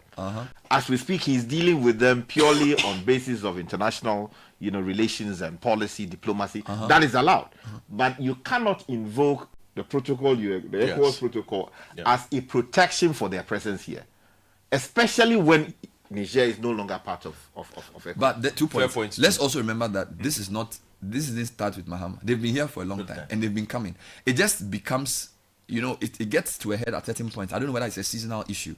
So what I will do is I will breathe around, and I know there are people who study this a bit closer, and I'll see if I can get more insight on it. There are many things to talk about today. I know, but just to have 3 minutes more on this, if you allow me. The key point I want to raise on this, as a point of, and I want to make a call for action on this, is we do not, if the people know that we are not allowed in this part of an area, if we go here, we get arrested. Limit the areas available to them. You see, the same issue we have with trade hawkers, with jaywalkers, with whatever, is the same reason why we cannot deal with this situation. Because it's an open area for us. There are everywhere, you can do anything you want in any part of Accra. Why should it be in front of the airport? No, they are even at the Flagstaff House traffic. Yes! Because they are there because, I explained to you again, we have allowed people to hawk there. Guys, this is something. If you allow hawking there, how will you stop begging? Do you get it? You cannot delink the two. So if we had been able to designate those areas properly and say, look, this is the CBD. You can do A, B, C, and D here. Everybody knows.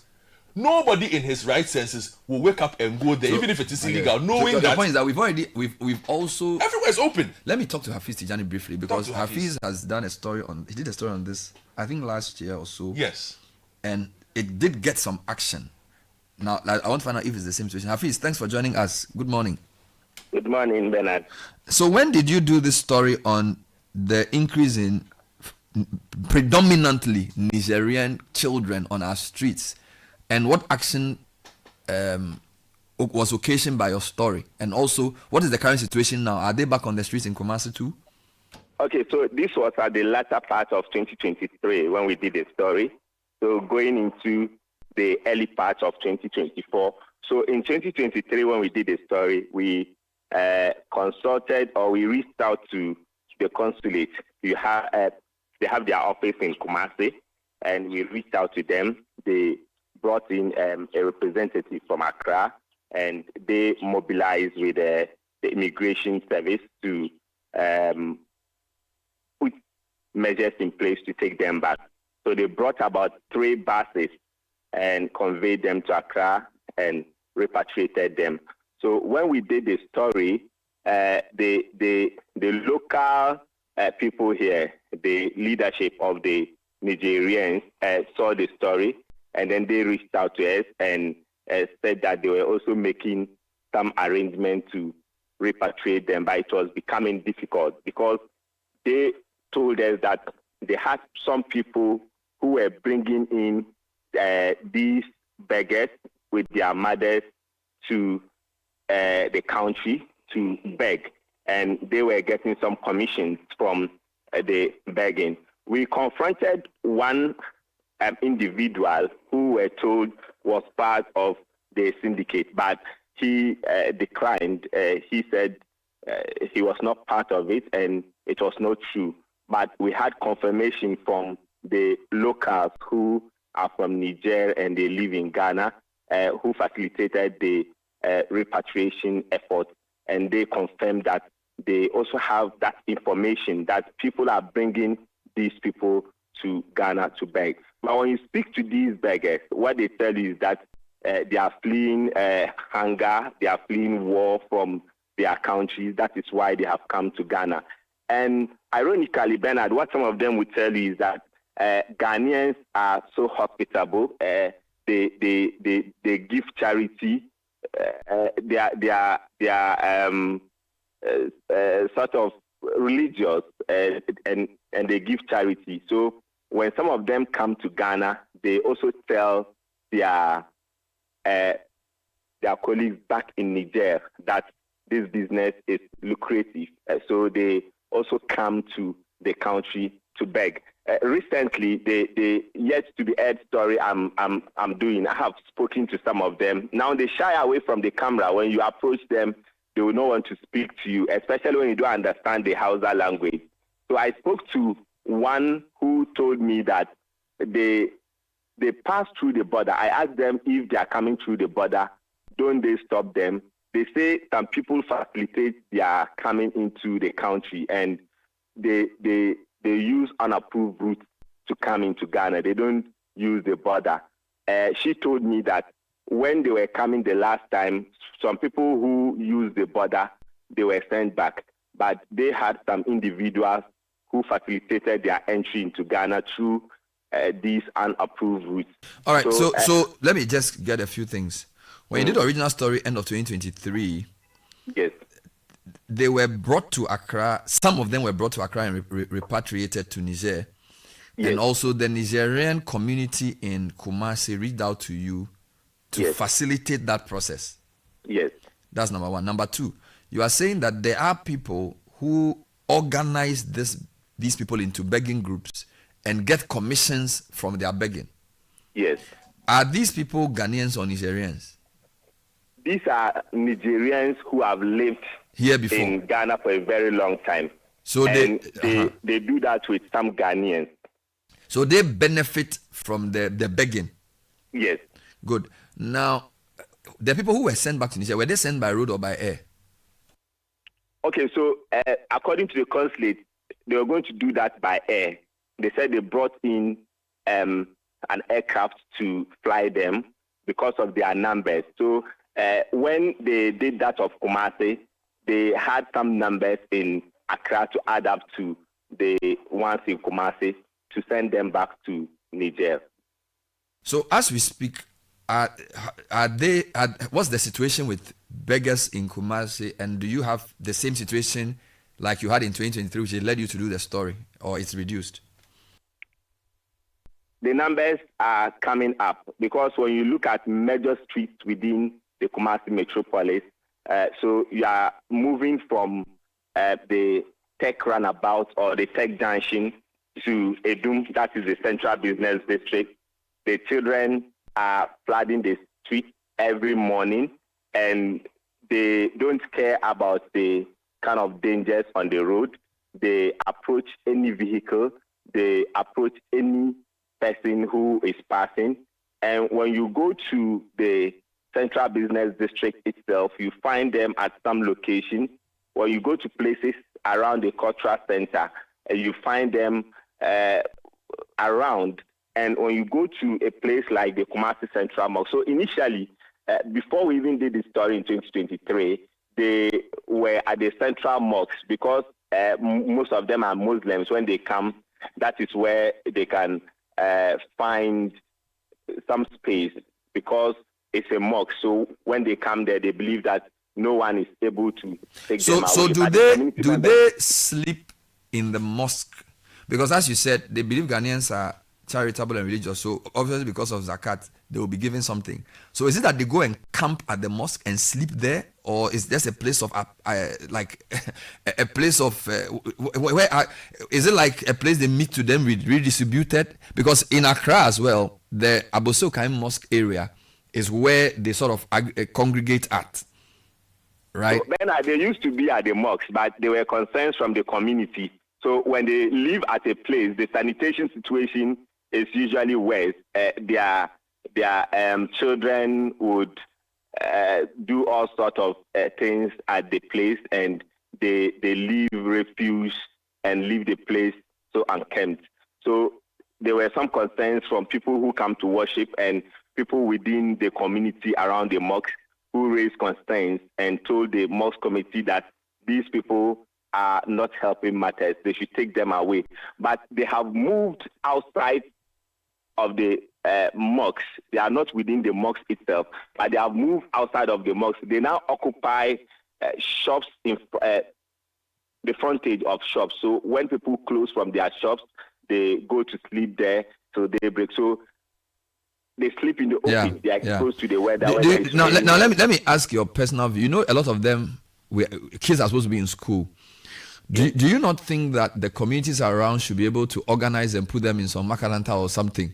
Because if kids of that age are on the streets begging, we know that in Ghana, kids of a certain age are supposed to be in school.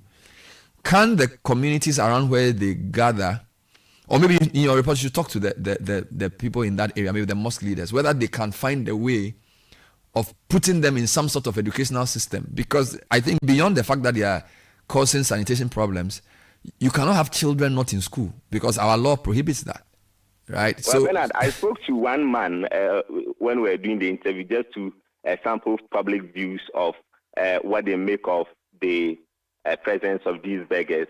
He told me that he once approached one of them and told her that since she has come here and she's begging and she's not getting, or she has come to beg, he can at least give her some job in terms of washing people's clothes and getting money. And the reply he said he got was that the begging was so lucrative than what she's going to do. And most of them do not want to involve in any work that will stress them. So they find the begging so lucrative and easy to get money. And when they come, they are able to make some money. They distribute the children. So this particular woman I spoke to, she has about 6 children. So in the morning, she distributes them to different locations.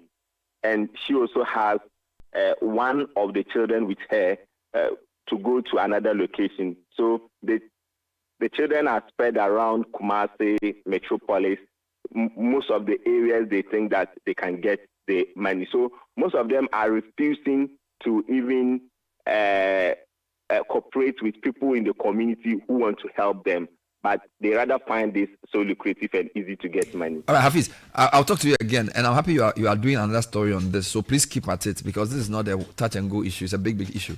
Thank you for talking to us. Hafiz Tijani, our Middle Belt Bureau Chief, Asante Regional Correspondent, did a story on beggars on our streets, particularly from Niger. 2023 led to some action. He says they are back on the streets. In Accra, it's all over the place. There are humanitarian issues, child's rights issues, human trafficking issues, immigration issues, all of that in a very, very sort of crazy mix-up. Let's bring you tech and social media trends, and then we will see where that leaves us. Time check, 9 minutes past 8. So thank you for coming. Sorry for taking your time. Caleb, what's the sponsor? Tech and Social Media Trends is brought to you by Telecel and First Bank Ghana. And the all-new First mobile app from First Bank Ghana is here. Experience the convenience of banking from your palm anywhere. With the new First mobile app, we have designed some exciting features available just for you. You can do transfers, airtime, data purchase, interbank, intra-bank transfer, account opening. You can have your bill payment to Netflix done, iTunes, fingerprint and Face ID for logging into the app. You can download statements in PDF, schedule payments, biometric authentication for transactions, auto receipt generation for past transactions, and a whole lot more. So please download the First mobile app on the Apple App Store or Google Play Store. Number to call is 0596-921-921 for more. First Solutions at firstbankgroup.com is the email. First Bank, you first. Susu Graham has the segment for us. Yes, good 10 minutes morning. later. Good morning. Oh, it's an important. I mean, we all drive here, so we all know what it's like. You're in the car. Even if you are walking class, sometimes they come and bang on your windows. They don't want to leave. You know, it's become very serious. Yeah. And the concerning thing is children. Yeah. It's children. It's like, why aren't they not in school? And why are you teaching your children to beg and put it limits? Because it's wrong. Anywhere you pass, I pass different ways. You know, everywhere to avoid traffic, you have different ways you are passing to work. Unless you don't stop at the traffic. But you know, this is why the West African situation is important. So even things like Togo, you see, when countries are not well governed, and when poverty becomes prevalent, these are the things we all see. So we can't just do FIASM. We have to think beyond our country. But we must be clear that it is not only Nigerians or other West Africans who are here. There are also Ghanaians. Oh yes, whose kids are out there. Yeah. Doing what the thing about the begging is that there are some people you don't know who's actually has an issue and who's struggling. Yeah, you're not sure who's begging well. No, I not to go too much, but there's a guy I used to see around the Holy Spirit Cathedral. Yeah. I was walking somewhere at Adabraka. The guy usually has a cane or something. I saw him walking freely in Adabraka, like nothing was wrong. This guy, this same guy, miraculously healed, or he's not working. I saw him the next day. He was on leave. I saw him the next day with the cane. So to the trends, of course, Yoko and national security are trending. I'm sure you guys will talk about it later. Yeah. The letter from Mr. Eduboy. My God. Yeah, he's trying to clear his name, telling us that he had to do some things. Yeah. So it's a very interesting one. I'm sure you guys will talk about it. It's a very sensitive situation involving national security, and I'm not sure what the letter is, what the aim of the letter is. And I don't think we are meant to see it, because it seems like some sensitive information was in it. So it was labeled confidential. Confidential. So that means it shouldn't have been consumed by the public. Exactly. Somehow I found this in the public domain. Black Stars keeper Benjamin Asari is in the trends. Mm-hmm. He was gifted a car. Okay. Yeah, so there was a video of him. This is a Hearts keeper? Yes, if there was a video of him a few months ago in Hetrocho, and it's like you play for the Black Stars and you try 7 and you're in the front seat some way, so they felt like they needed to. Yeah, a good Samaritan. Exactly. So they only I'll just find the name of the person giving the car quickly. Was that Seydou Agongo? Yes, I believe so. Wonderful. That was it. Famous Seydou Agongo. Yes, exactly that. Thank you for the help. So now he has a brand new car. I think it was a they should also give him fewer tickets so that it will make the thing, it will balance the equation. That would be good. Well, to balance the equation for the next 2 years. Somebody. So maybe girl, please call and say, as House of Folks, let's give him fewer allocation for a year, so that at least he can get, he can go to training with peace of mind. If they give him like 500 CDs a week, it will be good, Charlie. So that we move to the next level. Everyone who's been driving now has also been saying fuel prices are going down, so people are happy in their town. What else is trending? So of course the conclave is trending. So the conclave is it today? Yeah, it started. And an interesting story. Spoke yesterday. An interesting story came out that a lot of the cardinals are apparently watching the Conclave movie because they've never been in a conclave. So they are watching the movie to get some tips on how to do it. A movie about what you do. No, you are now watching the movie. They are now learning. So this is crazy. But you know, Sky was telling you that movie is a nice movie. No, but how does a person in the conclave now have to watch the movie to know I what to do in the conclave? No, I don't think it's true. No, they said a lot. You would of have been initiated and told how the conclave operates. They have a lot of new cardinals. So what? In the conclave. Are you telling me that the movie director knows more about the Catholic Church than? So, do you know what it takes to get into the conclave? But this is something that's come on. written down. So they say they are watching the movies. I agree with Bernard on this. You are even a regular Catholic priest who knows so much more, and you are telling me that a conclave member now has to watch a movie to know what to do. I said that a story came out that this is what it's a false story. This is what I'm saying. A story came out. I did not say that this is. I'm saying that that's why. But you know, Bernard, you know that there's difference between you experiencing something and you being taught about. Sky. They want to sell the movie. You know the theory. Sky, if I was the movie that we have watched a Catholic cardinal who has managed to get into a conclave. Yes. He may watch the movie for fun, but he knows more about what happens there, and not everything in the movie is even true. But what I found interesting, though, the one nugget I found interesting yesterday from watching it was the fact that apparently a lot of the cardinals don't know each other. Yes. You don't have a WhatsApp. Yeah. So, like, do they use mobile phones? Which is interesting for the process of choosing a pope, because, like, how do you lobby? Are you saying you learned this from the movie or from the real? No, yesterday. But like, the real campaigning happens on the ground. Yes, that's what I'm talking about. That some don't know themselves. Most of them don't know. But they don't know each other all over personally. the world, right? Most of them don't know each other personally. This story came from Politico. 1.4 billion. Yeah, a reputable news organization. They're the ones who brought this story. So let's. That's okay. I'm just saying. This journalism. It's propaganda. Against the Holy Catholic Church. You can only know so much. When will we know who the new pope is? That's the question. By Friday. By Friday. White smoke. I think from what I saw, the longest of the last maybe 10 conclaves has been like 4 days. Okay. So we shouldn't take more than 2-3 days. And they'll say Habemus Papam. Do you know what that means? I don't speak Latin. Yes, we have a father. Yes. Habemus Papam. Amen. Clement Akapa will make that announcement. Monsignor. Habemus Papam. We have a papa. So they are no, but you were singing some song last time. I beg you, easy. No, when they are speaking the holy water.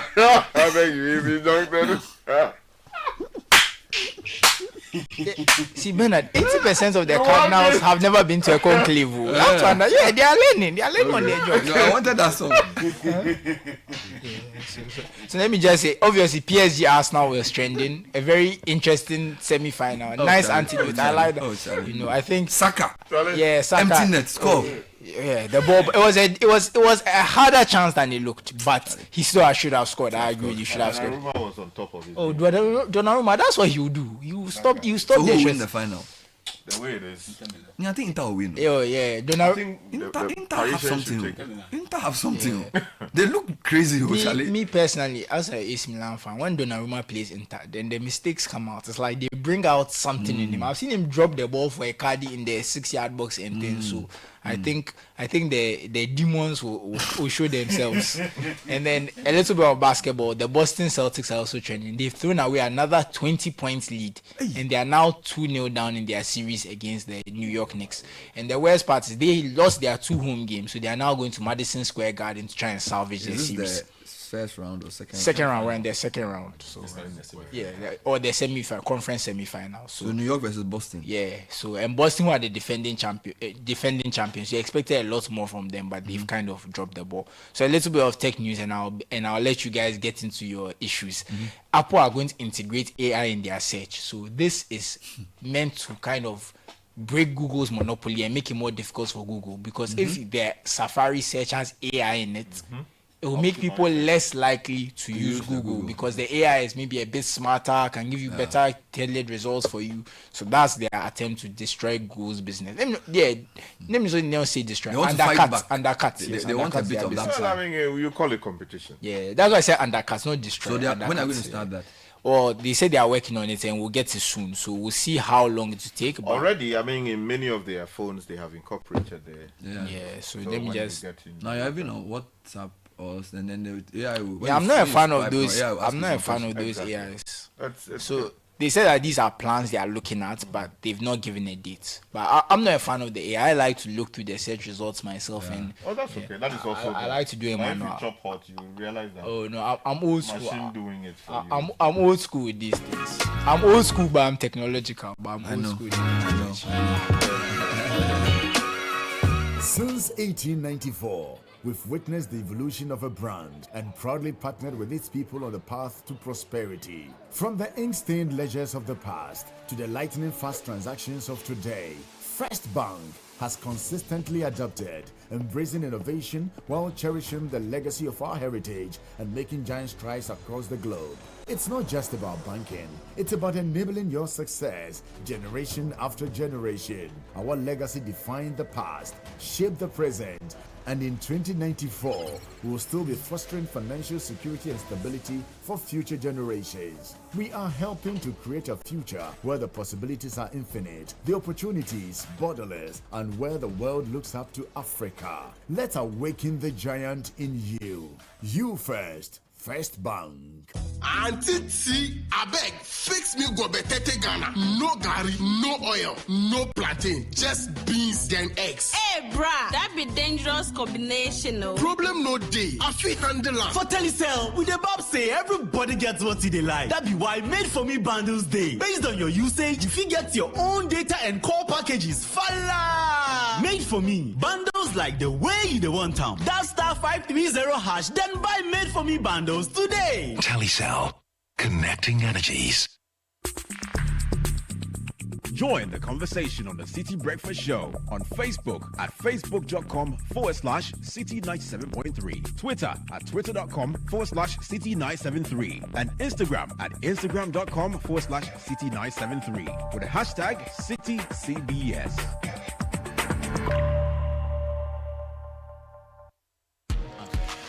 Day and night, power your life. Steady lights, not a future brighter. Pay small, start today. Find your comfort, the translate way. Doom so now it's thing of the past. Strong solar power built to last. Clean and green for a low price. Don't waste your time, call Translite. The bill go drop when the sun go rise. No more darkness, everybody shine. No wahala, no more stress. Brand new solar, only the best. Charlie, start today. Have your freedom, the Translite way. Feel the power in every ray. Fresh energy, the Translite way. With Translite Solar FlexiPay, you can get a complete solar power system for as low as 49,000 Ghana cedis. Call us today at 050-424-9229 or 020-654-2454. Translite Solar.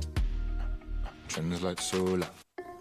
Dear Mom, especially on a Mother's Day, this awesome galaxy has got sons and daughters lining up with the greatest presents for all mothers. It's their season. Give Mom the day she deserves. Yes, there is awesome magic in the air. One for you, one for Mom, all from Galaxy. Enter any Samsung shop and grab your Samsung Galaxy S25 series, S24 FE, Z Fold 6 or Z Flip 6 and get a free phone for your mother this 5th May to 11th May. Yes, you heard it right. We call it one for you, one for Mom, all from Galaxy. The one for Mom is actually free. Don't be left out. It's a 6-day promo. This promo runs from 5th May to 11th May. Terms and conditions apply. One for you, one for Mom, all from Galaxy. See, your rich auntie gets more from Absa. Your childhood friend gets more from Absa. Your favorite uncle gets more from Absa. Your roommates gets more from Absa. Bank Papa Party and NTBA account and get more from Absa. Yes! Join thousands of Absa customers enjoying priority treatment to help you write the next big chapter of your story. Sign up for an Absa account today and get more. T's and C's apply. Your story matters. Absa.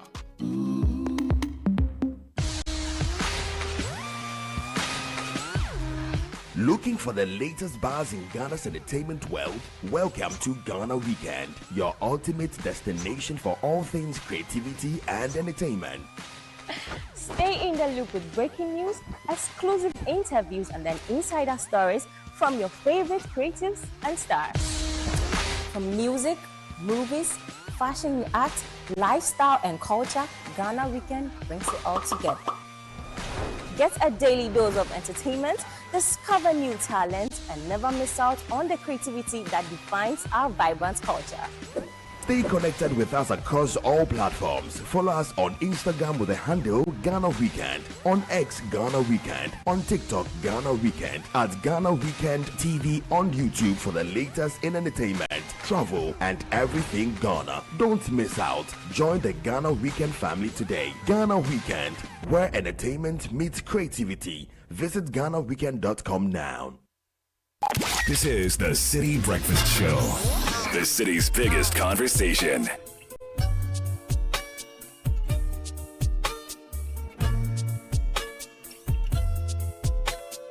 Now it's 8:24. Lots of things to do, but before this, couple of quick announcements.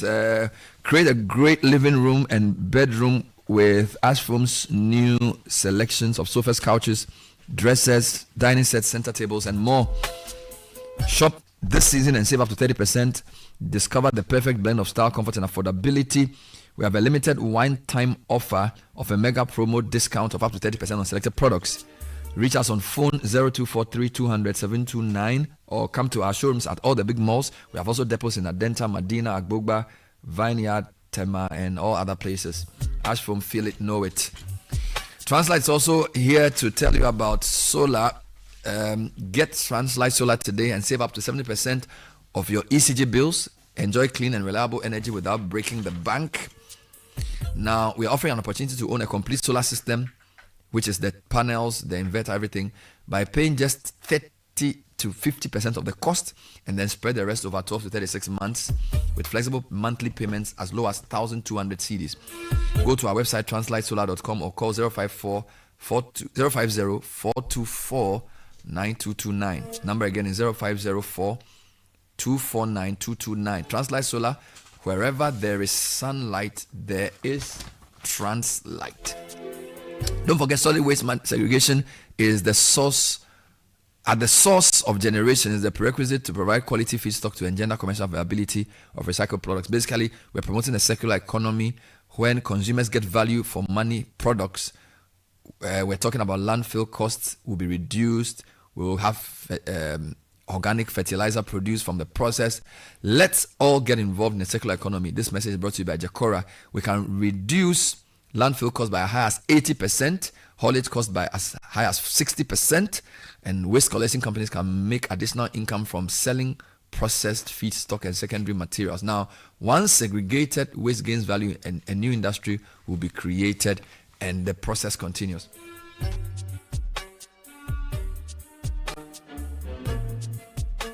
And if you're looking for a delicious snack for both kids and adults, try Bell Moo flavored milk. Bell Moo comes in chocolate and sweet strawberry flavors. It's perfect for any time of the day, for your lunch boxes, after school snacks, or a quick pick-me-up. For bulk distribution, 0544 335900, 0544 335800. Bell Moo is maliciously delicious, another quality product from Bell Aqua. And if you're ready to drive innovation and take the next step in your career, apply for Ashesi University's Master's Program, which combines world-class education with African relevance, regardless of your career aspirations.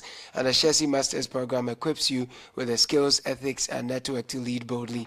Applications are open for 2025 cohorts. Learn more at ashesi.edu.gh. If you're looking for a smarter, faster, and more secure way to manage your finances, look no further. With the award-winning FAB mobile and internet banking solutions, banking is now easier, faster, and more convenient than you think. Join the Purple Bank today and fuel the Purple experience where convenience meets innovation. It's easy, safe, and secure. First Atlantic Bank, 2-time Digital Bank of the Year in a row. First Atlantic Bank, refreshingly different. Guys, there's a very interesting text message I just received from a listener. It says, this streetism matter was taken to the Supreme Court by Child Rights International. What did he say? Child Rights International's argument was that the spirit of the Constitution was not for children to be involved in this kind of life, lack of school, poor health, housing, and parenting, and that the government, as a duty bearer, should be directed to act since the omission on the part of the government was unconstitutional. So basically saying, when kids are on the street, government has a responsibility to put them in school. Now, according to this text, I haven't seen the judgment. It says the Supreme Court held that they do not have the jurisdiction. Yeah, They said really? the claimant or the plaintiff did not properly invoke the jurisdiction of the court. So if I put a story on the platform earlier. How? It says it's by the graphic. The Supreme Court dismisses child rights suit on streetism. True. Published by Emmanuel Ebo Hodgson, authored by him in March 2024, the 1st of March actually, says the Supreme Court has dismissed a suit by a non-governmental organization that sought the enforcement of the rights of street children under the Ghanaian constitution. Now, in an unanimous decision last Wednesday, a 7-member panel of the Apex Court held that Child Rights International failed to properly invoke the jurisdiction of the court to hear and determine the matter. It goes on to say the court did not read the full reasoning behind the decision, saying it was ready and could be obtained from the registry. Now, one of the judges, Justice Gabriel Puaman, told CRI that although its grievances were genuine, the court was bereft of jurisdiction to hear the matter because its jurisdiction was not properly invoked as required by law. Now, the panel was presided over by the Chief Justice, Gertrude Tokono, Justices Paul Bafoboni, Puaman, Mariam Awusu, Avril Lovelace Johnson, Professor Mensa Bonsu, and Yoni Kulendi. Now, it goes on to provide an interview by Bright Apia. Exactly. He said his outfit had not given up on the fight to protect the interests of all children, including those on the streets. According to him, CRI would continue to pursue the legal action by coming properly before the court. There's a quote here, directly quoted. But it's been a year. Yeah. It's not easy to litigate. Yeah. Oh, Charlie. So they had wanted the government to be compelled to act. Yeah, this whole thing called jurisdiction, if the court doesn't have it, they can't go in. I don't know what jurisdiction is saying. How do you say? It wasn't. Okay, was it that the guy didn't invoke it well? They said, according to them, they did not properly invoke. When you don't properly invoke, it's taking as though. Is it a technical matter? It's not as straightforward. It could be technical. It could be that you should go to a different forum to litigate the matter, or that you didn't even have capacity. Maybe we should see the yeah, I've not read it. I've not read it. A lot of messages on this that Caleb has, and then I'll give you some information that I picked up from a very, very experienced source on this matter. Okay, cool. Oh my God. So Caleb, can you... Bernard and team, a lot of the children and women we see on our streets begging are not Ghanaians. A significant number of them are from Niger. They don't speak any Ghanaian language. It is my understanding that they are brought here to fulfill religious obligations. They serve some imams. They go to render accounts of proceeds at the close of day to their imams. Someone told me that they have a base in Nima. Eddie sent that through. And then there's this one says, this is Captain Ajenim Boating. Following up on your discussion this morning, I'd like to draw your attention to a new form of begging I refer to as medical begging. In this approach, individuals bring a public address PA system to the roadside, often accompanied by a sick person, and openly discuss the individual's medical condition while seeking financial support from passers-by. They typically move from one location to another, repeating the process. The headquarters of that venture is Toyota Ghana. Yeah. The front part of it. The situation along TT Brothers Pone stretch is no different. Just last week, Friday, around 3:30 p.m., while stuck in traffic, I had 5 children literally chasing after my car, banging on the windows and refusing to back off until I reached the runabout and took the 3rd exit towards Michelle Camp. One of them even attempted to open my door. It was a deeply unsettling experience. Priscilla from the University of Ghana sent that one through. There are more comments. This one says, okay, so Niger is no longer a member of ECOWAS, so are they entitled to the free movement protocol? For those of us who continue giving arms to the beggars, we need to discontinue. Begging has become a lucrative business, you say. Good morning, Bernard. What Godfred is saying is true. I once witnessed a couple of them at Elwak and the second at Jowlu around Fiesta. An able person conveyed them in a boat and dropped them off at various points. Selam Ativo from Community 23. Godfred is telling the truth. It's a historical fact. They are slaves who are brought in and brought in to render accounts. I'm a doctor, and we've had instances where cars knock them down and they are brought in for surgery. The social issues surrounding this is appalling. Good morning, Bernard. The begging thing is a whole syndicate. Some malams in various mosques in Muslim communities go to Niger to bring these kids and give them to the adults who are here to supervise. At the end of the month, send them some percentage of money to their parents back home. Portia from Hacho sent that. Good morning, City team. If you want to see how bad this is, visit Medina Mosque in the morning and other major mosques. We have sat down and these foreigners are coming. Okay. Let me read a few more. Yes. Boss Bernard, listen to your colleagues concerning the Niger situation invading Ghana. Please, Niger is no more part of ECOWAS. Let these citizens go to the Sahel region. Please, we are tired with these guys crossing our roads, begging us, forcing us to give arms. Foreigners are increasing our population anyhow. Ghanaian men aren't giving birth anyhow in the country. Our immigration is reformed. This person is very angry. Please, our borders at Aflao, Angry, hostile Ghanaian. Beduho, is that the name? Betue, Ho, and Asikuma, Sugakope, and Aflao should be blamed. So many unapproved roads in the Volta region. Afia Denigba, Joje, footpaths, Betue, Jalele, Ziope, all of these places are porous. Please, we need to stop this. He asked some words, choice words I can't add. Very, very angry indeed. Yeah. Let me give you some information. So, in trying to better understand this and the discussion, some people have reached out to us. We have also reached out to some people who have basically dealt with this for the past decade. Here and other places. So what I've picked up is that basically we are looking at a tribe of beggars. A tribe? Yes, from Niger called the Bozos. Okay. Hey. And basically they are generational beggars. Serious? Yes. So, and they are migratory.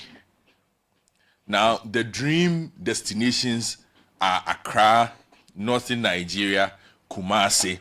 The ultimate is Abidjan. Wow. Yes. But the two big ones would be Accra and Abidjan. So I guess the increasing numbers we are seeing here indicates that Accra really is a dream destination. The Kumasi issue also by Hafiz's report tells us that Kumasi, but Abidjan, from what I've been told, is it. But the Ivorians recognized this and decided that they wouldn't make their city a dream destination. So they clamped down in a very, very tough manner. And this has stemmed the problem in the streets of Abidjan. It hasn't completely ended it, but it has stemmed it. So basically what the Ivorians did is, if they see you, they will arrest you. If they arrest you? Yes. If they arrest you, they are dumping you at the Nigerian embassy. Hey. Just like that? Yeah. They will take you straight back there to the Nigerian embassy. So they catch you on the street, and they put you in a car and send you to the Nigerian embassy. They are not wasting any time. If they see you, they are catching you. You see, how did they get where? Inside the embassy. So they are dealing with the problem from the frontally. Bernard raised the matter of why not surcharge the Nigerians for transportation back. So basically, they made so the Ivorians just return them to the embassy there. That you do what? So you are making them uncomfortable. So they send them in droves. Oh yes, that's not even just necessarily in droves. If they see you one, they will catch you and send you there. Hey. You see, and that has stemmed the Abidjan problem for them. Okay. Now, in how to solve the problem, for instance, and to corroborate what you said before you go, somebody said, Bernard, I moved through Togo and Benin. I didn't see any begging activities because the government has banned these actions because they cause accidents and act as informants. Yeah. Why are we always acting as if we are holier than thou when it comes to making our cities unworthy? This is from Nana Amasaman. Criminalizing it. That's what he's saying. So Benin and Togo don't allow this. Abidjan put them back in the embassy, but Ghana is welcome for everybody. Yes. Now, I asked the question of reciprocity because Sky raised that matter when we're discussing it, that on the matter of their withdrawal from ECOWAS, are the protocols still in place and whatnot? And he said no. It's a very fair point Sky has made, that you could decide to, but here's the thing. Because Niger at the moment has gone a bit rogue, you also don't want to see what they do in terms of reciprocity. You might be sending beggars. They might decide to do something else. So that is a matter that we will leave to those who are skilled to deal with when it comes to that. But does it recommend the Ivorian approach? Yes, basically he says that we need to, our local authorities and the law need to make this very unattractive. So and send also, them to the embassy. Yeah, if when you see them, arrest them. Simple. Make it unattractive. Get parents and children together. Catch them and send them there. Make it punitive, and by that the local assemblies need to get to work, and also have a conversation with the mosques.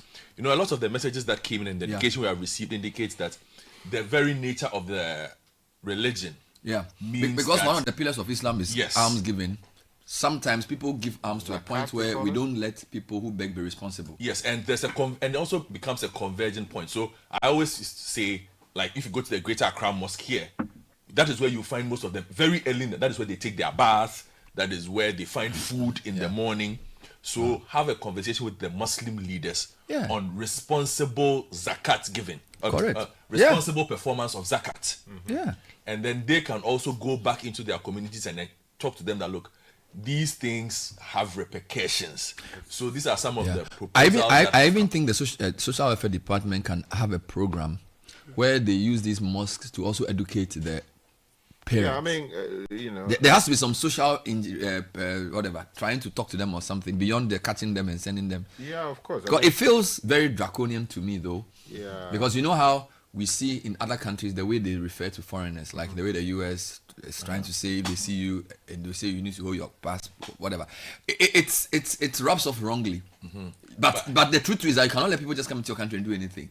But if they are not, if particularly they are using children to do it. And there's a message here that I think is instructive from one of our colleagues. She says that Zoe, who also has done significant work on this over the years for Citi and Channel One, says that I reached out to the Nigerian embassy at the time that she was doing her report, and they said it was going to cost them a lot of money to repatriate these persons. They are, so I think the cost is there, but I think it is the making them uncomfortable strategy from Abidjan, you see, because you spoke about how they open the door. Yeah. The embassy has a responsibility to its citizens. Yeah. That's you see, if I show up at a Ghanaian embassy at the door, they have to accept and I say I prove that I am Ghanaian, and I say I'm Ghanaian, they even have to verify. So somebody has to talk to me first. Yeah, in the meantime, you have to determine whether they so let us make them uncomfortable. We know where the Nigerians How did Ivorians dump them there? That in international law circles, you can't repatriate a person to a country that he is not from. I mean, that's the basic rule in that. So the Nigerians they have not said that unless they are. So the Nigerians should give us the on the door and they say, "Madam, let me stop you. We are not even there. Sky, nobody has denied where he's from. The same way Ivorians. Ghanaians are denying that they are from Ghana. When Trump wants to deport them, he say, "I'm not from Ghana." Where are you from? From South Africa. The South Africans will say we don't know him. So where are you going to send him? You are the guy look at him. But we must make it unattractive. Yeah, and I think we can start that by the arrest. You see, for me, I want to see some action today. Yeah. Social welfare, not tomorrow. Ministry today. Of social welfare, Ministry of Gender, Immigration. I think are the three big ones. Yeah. Let me do a quick one. So there is a coalition. Hey, there's a coalition called Street Children Empowerment Foundation, headed by Dr. Ernestina Tete. Okay. I'm told they have ideas on a joint strategy to deal with this. The coalition is called the Coalition of Street Connected Children Organizations. Okay. So there's a coalition of street connected organizations who say there's a national strategic plan on this, which was launched last month. To remove. Yeah. They should implement it today. Wait. They should implement it now. There's a national strategic plan on this launched last month. So I'm going to talk to Dr. Ernestina. I think the name is Tete. Yes. To give me some context. Dr. Tete, sorry I just called you out of the blue. But good morning. Good morning, Bernard. Did I get your name right? Is it Dr. Ernestina Tete? Yes, Dr. Ernestina Tete, yeah. And you are speaking for the Coalition of Street Connected Children Organizations? Yes, please, yes. How many organizations do we have in that coalition? So thank you so much, Bernard, and good morning to your listeners. So there are so many. There are a number of organizations, but the number of organizations that form the CSCC, the Coalition for Street Connected Children, are 10. There are 7 of them are based in Accra, and 3 are based in Kumasi, 2 in Kumasi and 1 in Tamale. And those in Accra also have work in Kumasi and some work in Tamale. And these are various organizations that have worked with street-connected children for spanning decades. The oldest have worked for there are 3 of them that have worked for over 25 years on street-connected children in Ghana. And we came together after a research so as you can see, I'm an academic, so I don't head or own an organization. I conducted a research. I work on street children, so I conducted a research among these organizations, and I realized that there was no umbrella body. There had been attempts. There was no umbrella body that is pushing the agenda on street children. So we came together after the interview. They were very much interested. So we came together to form this coalition, and we have worked with the Department of Social Welfare. And as you rightly said, there is a 5-year strategic plan which the social welfare had been working on for a number of years, and it was going back and forth. And we approached them and said, we have the expertise, just give it to us and let's do this. So we spent several hours, do the 5-year strategic plan, which covers every aspect. We have 10 objectives, which covers every aspect of the lives of street-connected children, both for Ghanaian nationals and foreign nationals. And it was finally launched last year, July.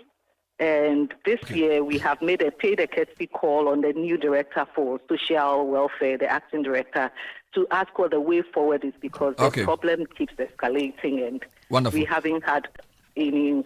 So before I get you to talk about what you've done and the strategy, I want to be sure we are on the same page in relation to the problem and how it has manifested. Basically, it appears that the problem is getting worse, and now there are foreign children being transported. We feel like it's an organized problem. It's not longer spontaneous. What can you tell me about maybe what the last 4 years have shown? What is the source country? How does it? Why is it getting worse? Just give me more insight into this problem. So, Bernard, as you know, statistics are really hard to come by, no matter how hard we try. Only that we know that it's growing in magnitude. As this morning, I don't know who was saying it when he said he sells 600 children. Yeah, you see them. And it's been growing. And it's usually from Chad and Niger. And these have been with us since I was a child. That's what we used to call Salaka, But then the issue has become, as you said, we also know, we just don't have the evidence that it's organized. There's a whole syndicate that works with these children. We got wind of this about 3 years ago in our discussions, that this is what we see. We just don't have the evidence to say that this is true, but members had seen hints and signs of it, where people have brought a car to a vehicle to deliver children, I forgive the word, and then they do this, but we just don't have the evidence. And some of our members had raised these issues with the social welfare, that it looked like the social welfare hadn't also got the evidence, and whether it was lack of capacity or resources to gather the evidence. So this is ongoing. At least we got wind of it about 3 years ago, that this organized begging involving children has been ongoing, and it's not just the children. So if you attempt to even get the children off, talk to them one-on-one, they won't come with you. Just tell them, come with me. And no, they don't want to come with you, because they are the older. Sometimes you see older people sitting somewhere in the corner, eyeing them. When you are in your car and you see a child, Brian Kofi, no, he won't mind you. So we know this, and we know it's growing in magnitude, and the numbers are increasing. Second question, what has our strategy been in the past? This is before this 5-year thing. What have we tried to do? I'm asking this because Godfred was telling me now that other West African countries have used some methods which appears to have worked. For example, I'm told the Ivorian authorities, now when they see you, they basically bundle you to the embassy of Niger, and they have to find something to do. I'm told Togo and Benin as well are less tolerant. So what has Ghana tried to do in the past few years, and why hasn't it worked? So Ghana has tried to work, at least in the last 2 years that we were working on the strategic plan. What our engagement with the social welfare department revealed that Ghana had worked with some embassies. So with foreign donor funded. They got funding to work with some embassies to take their nationals away. That was the approach. So there was an engagement, there was consultation, discussions, and then they scooped some of the children, sent them away, but they made their way back. And you know how donor-funded projects, and once it ends, I mean, it's not sustained. So once the first attempt was done, and then it wasn't continued, we're back to where we started from. So it's really a very, I don't want to use knee-jerk, but it's a very reactionary. So they have been increasing in numbers. It's a security threat. Let's do something about it. So we bundle them, send them, and then they are back. Even with the internal ones, we bundle them, send them back, and then they come back. There's no strategy to prevent them from coming back. Hence the need for a That has strategic been plan. the approach. Hence the need for a strategic Hence plan. the need for a Wonderful. strategic plan. Now, which are the duty bearers that the plan identifies as being key in solving this problem? So the Ministry of Gender, Children, Social Protection is the mother or host institution. Then the Ministry of Foreign Affairs, especially where it involves the foreign nationals. The Ministry of National Security. So these were the three key ministries that, and of course, finance, because if it involves finance, it has to be, if there's a budget, it has to be funded. But the three key ministries were the Ministry of Gender, Social Security, and then Foreign Affairs and Interior. These are the four that we identified in the strategic plan that have to work together to help address or curb the influx of the foreign nationals and then deal with those who are here, address the issue of the syndicates or the planned activity that is going on. Yeah. So from what you've said, it looks like there are two legs to this: stemming the inflow from outside and then doing something about those who are on the streets. That has been our campaign, that you have to stem the tide and then you have to deal with those who are here, because the argument in the past has been, okay, when you find something, when you address the challenges of children on the street, it becomes attractive and more children will want to come on the street, because if I'll find housing, I'll find employment, I'll find protection once I'm on the street, people are going to come. More children are going to come. So it has to be the two have to work hand in hand. While you address the challenges of children who are on the street, you also work, and that is larger than any one ministry, because you are talking about poverty alleviation issues, because that is the main cause from research over the years, that the main cause for them coming on the street from wherever is poverty. Then there's the issue of abuse, and then on a very low scale, children being curious and all that. So working on the two-pronged approach has to be addressing the challenges of children on the street, but also issues of poverty alleviation and other plans that will keep children from coming onto the street. And if we don't do that, we reduce the numbers, and then the more will come. Because as I told you, Bernard, there are organizations that have been working for almost 30 years. So they have worked with hundreds and thousands of street children, reintegrated some into their families. But how come the numbers are increasing? So we can't tackle one side without taking care of the other. It has to be the two. The two legs have to be taken care of concurrently. But does the strategy also suggest or contemplate repatriation, either in the form the Ivorians do, i.e. send, and because don't forget, we've admitted that the influx of foreigners has worsened the problem. So we are not saying it's only foreigners who are on our streets. No. But and our nationals are more. Our nationals are in the majority. Obviously. But Yeah. the nature of the foreign engagement is what is causing the public nuisance, because they are organized in specific places. Exactly. And the Exactly. sanitation challenges and all of that. So a lot of Yeah. people are very concerned about that one. And so Yeah.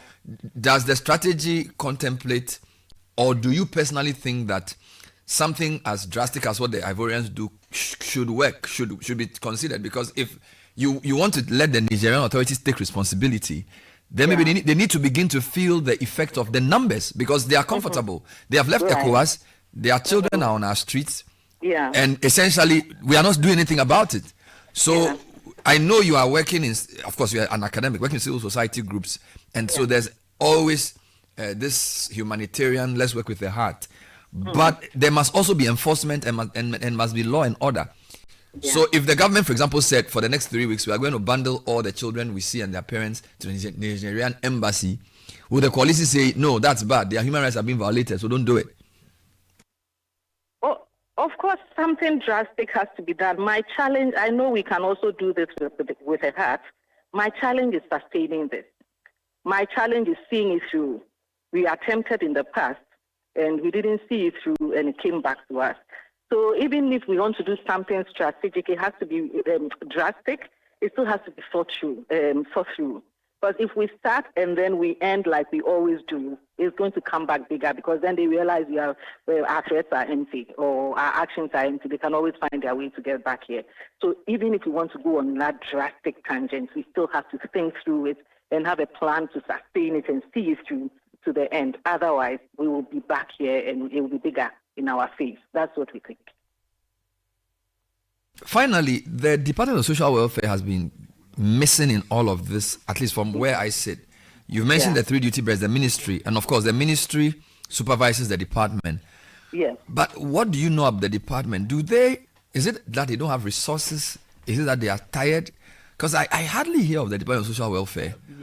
And for a country with such many social problems, and with such a free media and open talking, I don't even know who leads this department. I don't know who their PRO is. I have no idea I don't even know where they are located.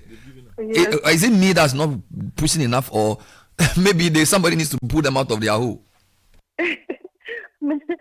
Hopefully, yeah. The Department of Social Welfare is, what I think is they are overstretched, because they are looking to look at the issue. Even this issue of street children being discussed this morning is huge, and it's one of the many things that they have to take care of. And with the Amnam Blue Array, the issue of resources is a challenge, resources, capacity, and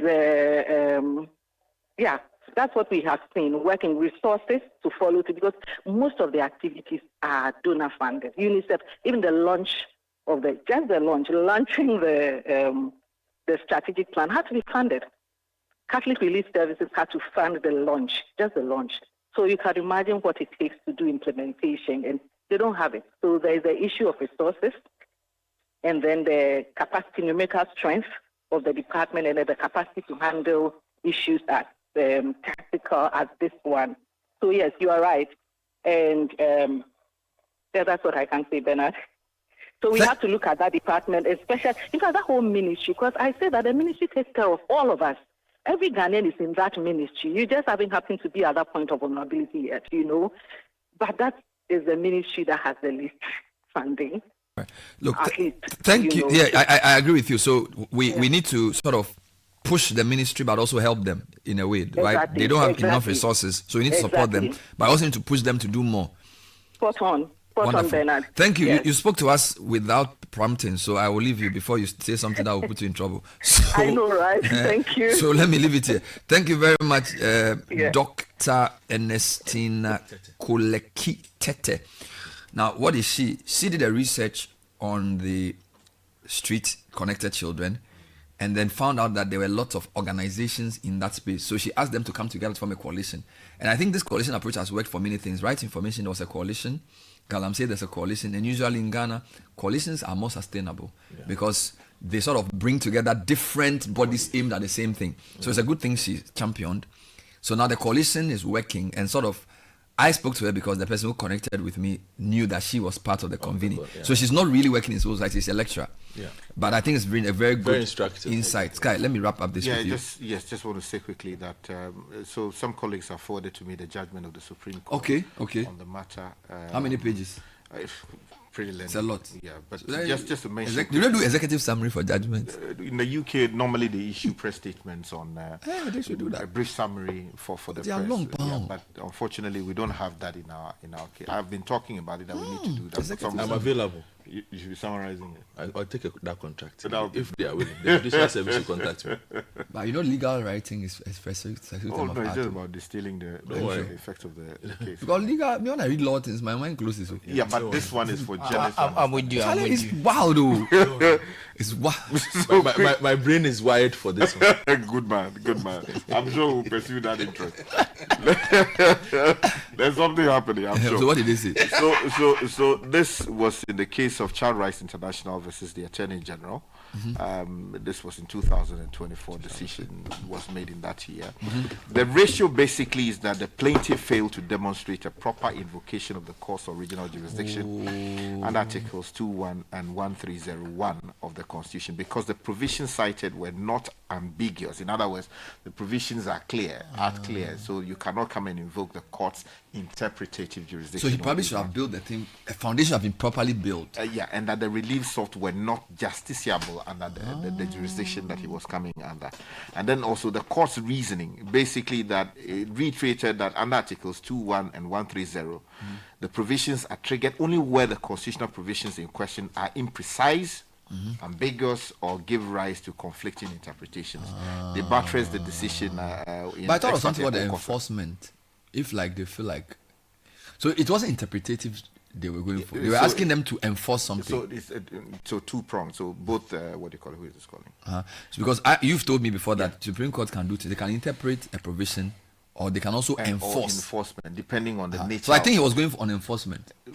I think there's interpretation there. I've not read the full judgment, but I'm just distilling for you the core elements for it. And then also the court said that since Article 28 and other provisions cited, including 13, 15, 35, 37 were clear, precise and unambiguous, the plaintiff had not established any controversy or interpretational conflict. So there ought to have been controversy or interpretational conflict as to give rise to invocation. So if for example, he had said, I've told social welfare for 10 years to do this. And social welfare says that based on our mandate, we don't think that this is what we are supposed to do. Then you can say, well, based on the constitution that sets you up, you are supposed to do it. Then that controversy could have led to Supreme Court to explain. But we haven't even gotten there yet. Yeah, even that, unless it's rooted in the constitution. That's what I'm saying. Yes. So maybe, if somebody has a constitutional duty to perform, that's right. and you think they are supposed to perform it and they are not, and they claim that their understanding of their role per the constitution does not give them that responsibility. And there's that conflict. Then you go to Supreme Court to say, interpret that they have to do it, and then tell them that you have to do it. Exactly. So they couldn't reach there with this kind of thing. Let me mention three other things. So on the directive, so they also invoked, the directives principles of state policy, chapter 6, and justiciability. And according to the court, in summarizing, the plaintiff relied heavily on the directive principles of state policy, particularly Article 35.4.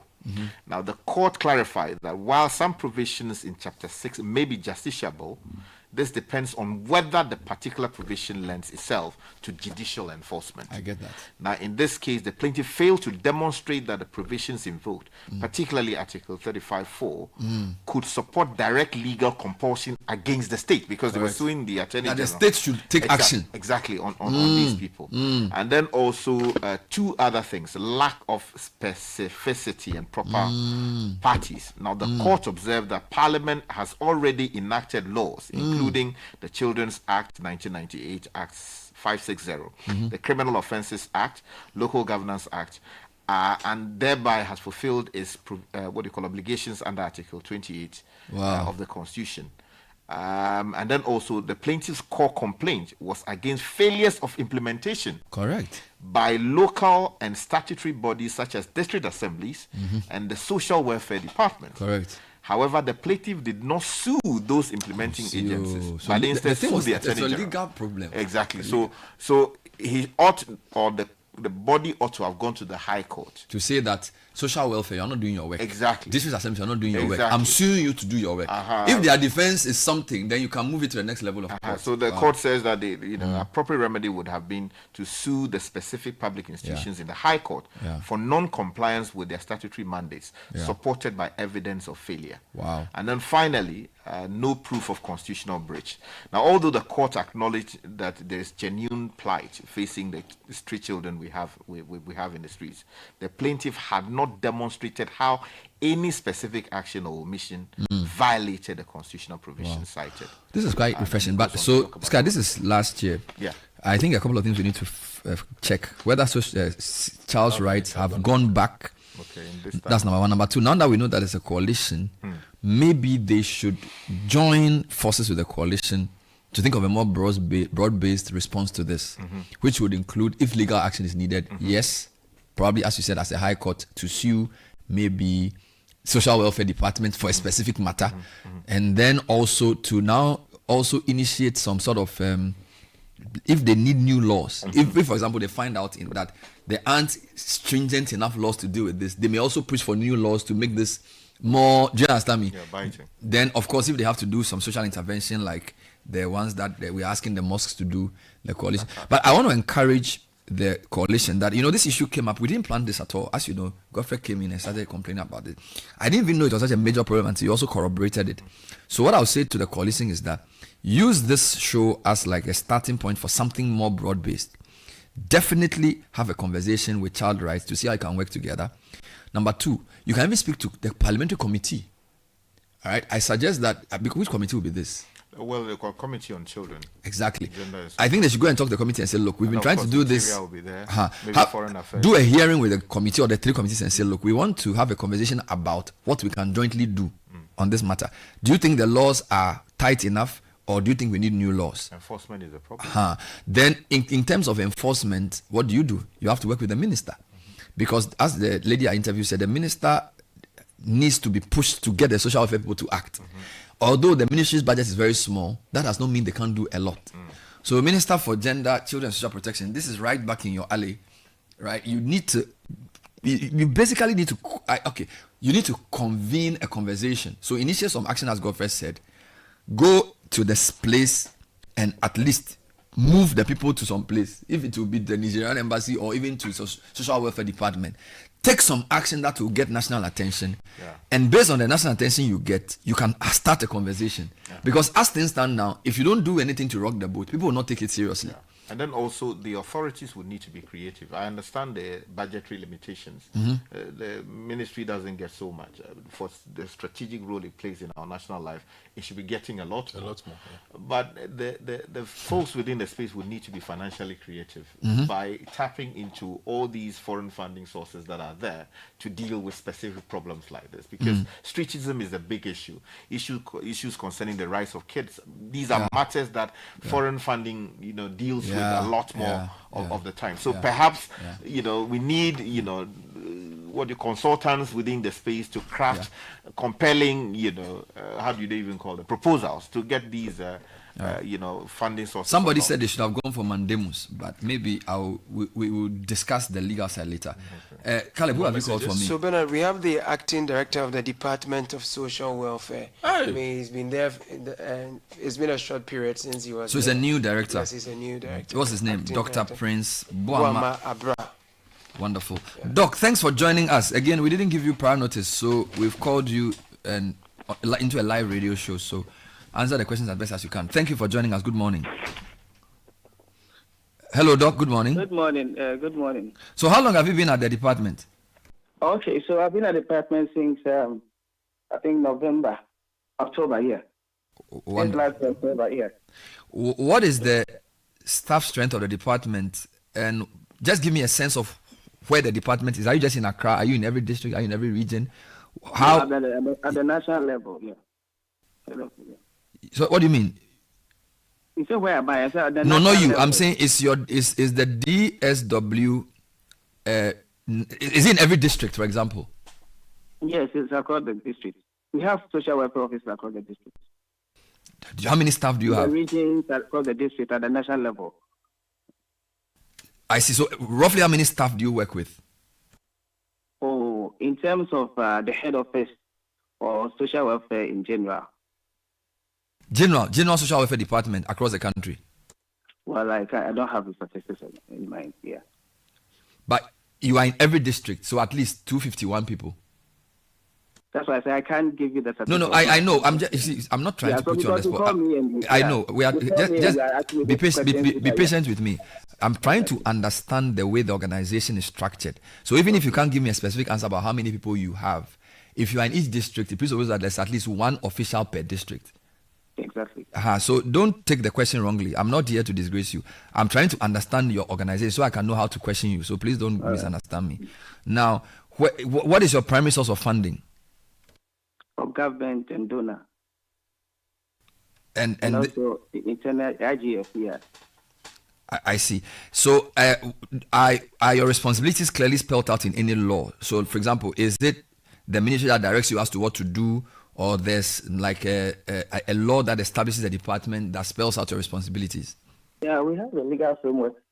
We have the constitution, we have the children's act. All this spells out our mandate in terms of what you do relating to child protection when child welfare issues. So we have a regulatory framework, yeah, that outlines what you do.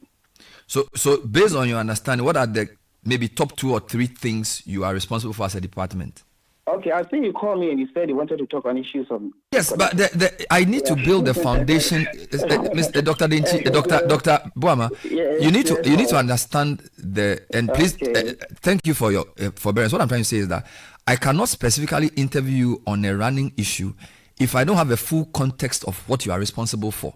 So I am actually trying to help you by asking you these questions. So if you just be patient and try, I don't even know why you are suspicious of what I'm asking you. I just want to know if, for example, you are specifically the one I should even be questioning on street children from Niger. Do you understand me? Which is why I'm asking you, what is your understanding of your mandate? It's a very simple question. I don't see how you should be remonstrating over this question. Are you there? Yes, I'm there. Yeah, so I'm saying that what is your understanding of the department's responsibility or role? In terms of? What is your mandate? What is the Department of Social Welfare responsible for? Well, look, we shouldn't take these things because you see, I don't need to I can write a letter to you and interview you. But you see, public officials need to know that in a country that is trying to build a society, if you are the head of the Department of Social Welfare, you're answerable to the public. I have not asked you a specific question about something happening. Are you telling me that being the Director General of the Social Welfare Department since October, you cannot tell me what your mandate is? I mean, what is this? I don't even want to go there. I don't want to make him the subject of this. This is what happens. People want to use media to hide as if we have an agenda. If you've listened to this program from 6 o'clock, I've called you to ask you a simple question. What is your mandate? Then you cut the line. And you are paid with taxpayers' money. Probably feels you're trying No. See, maybe the line drop. I called a lecturer who has done research on streetism. I didn't give a prior notice. Is it every day that we can plan what to do? Didn't she answer the question as best as she could? Let's move on. Oh, come on. Let me read messages. I'm coming. You see, because these same people will come to you next week and tell you that, they are doing a program next week. Media is not supporting them. How does media support when you put up such a behavior? He wants media support on his own terms. No. You see, public service is not by force. If you've been given a job to do, it comes with the territory. You can't pick and choose when to engage. You are a public servant. So you cannot decide that, I don't feel like talking to you, or you call me out of the blue. Fine, you may be in a meeting. But this is a national discussion. You cannot do that. You cannot do that. It's completely wrong. You have a break. Yeah. So you take a break? No, I won't. Our break says you take the break. Godfrey, I've done this work for long. You know me. I have never tried to put people on air to disgrace them. But you cannot tell me that somebody who has a department, even if I haven't called you, Godfrey, this is a show many people listen to. We have been discussing this since 6:20. Are you telling me that his communication officer did not hear that we're discussing streetism since 6:20? Does he have one? That they don't know that, even their media monitoring team does not know that there's a big discussion about street children on air, that they can even make a contribution. Do they have some? Come on. You see, this is why we are not able to solve problems. I know. I think the minister should give him a call. No, seriously.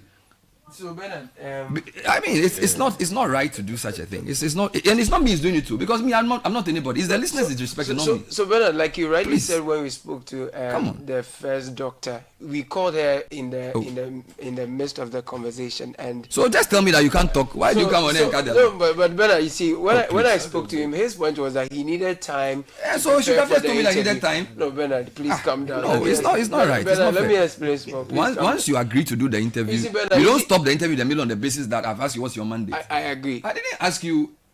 Bernard, I agree. Bernard, you stole him money. What is your mandate? Is that a difficult question? Bernard, I agree, but you see, not everyone also has that kind of. You see, we have a country. We have a country to develop, and I'm not blaming him. That should be. I'm saying that there's a way of doing it. You can say that, gentleman, I am not ready to talk to you on air today. Talk to me tomorrow. Simple. But don't agree to do an interview and ask you a simple question and you go off. What's the point of doing that? He just had a suspicious man. Leave him be. Charlie, let's take the break. We'll be back. We have more messages. And that hasn't solved the problem. The problem is still there. We are trying to deal with it. So whether you go back or not, This is the City Breakfast Show. The city's biggest conversation. Kids, no running.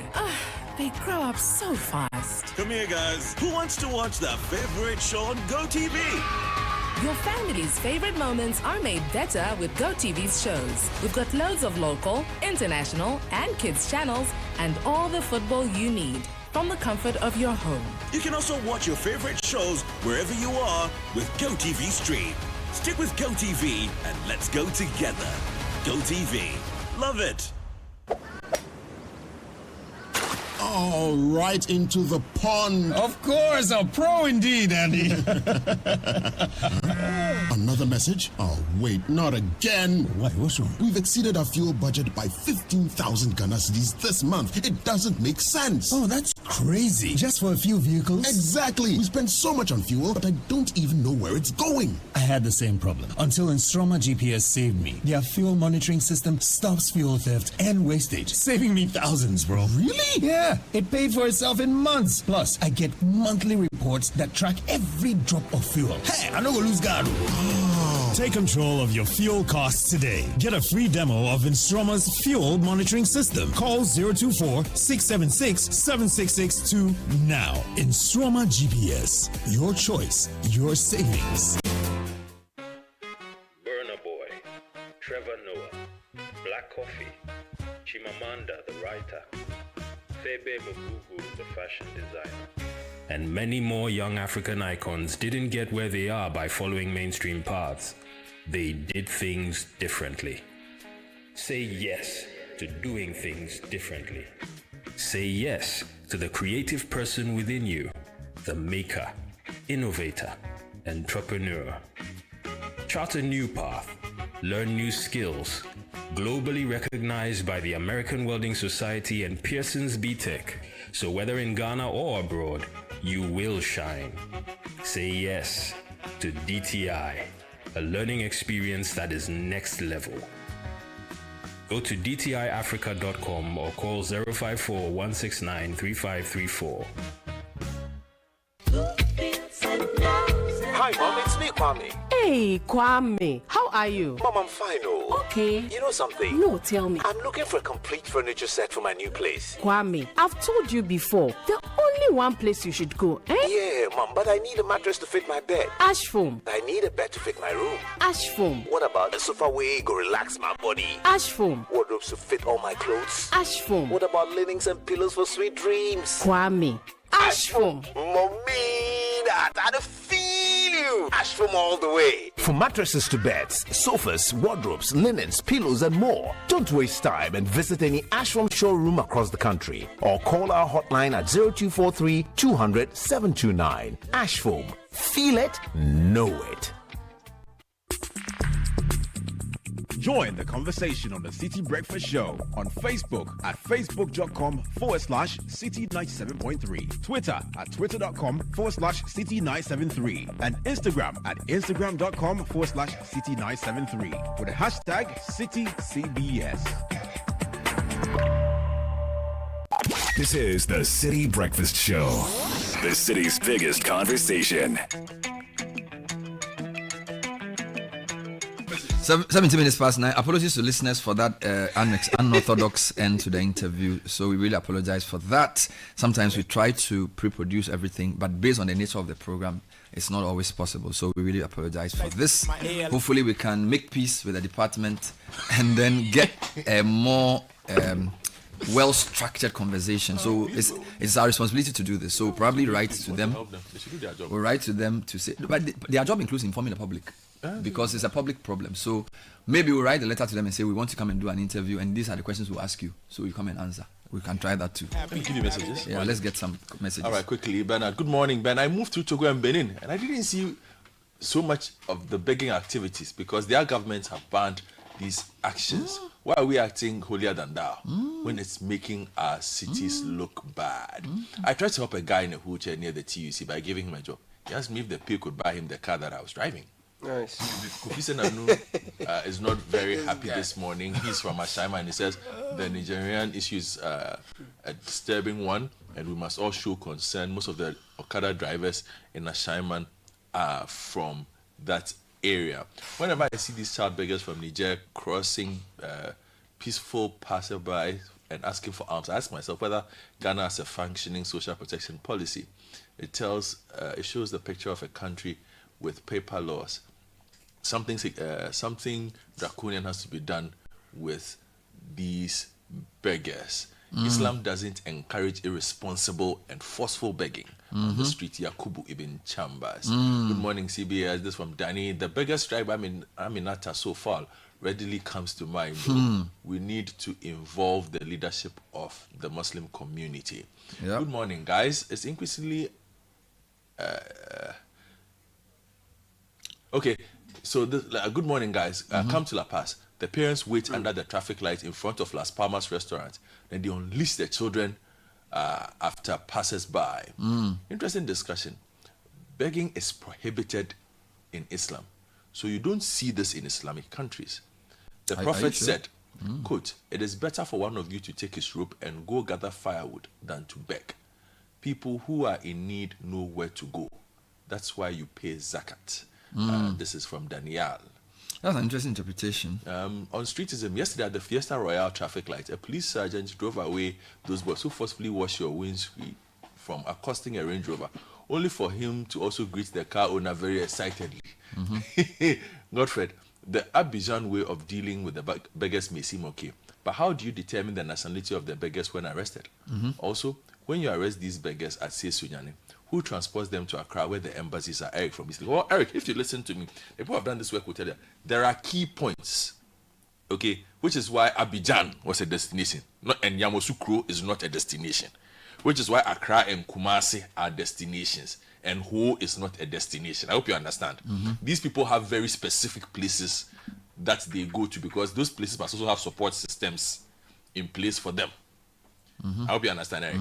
Yes, which is why Abidjan dealt with the issue in Abidjan.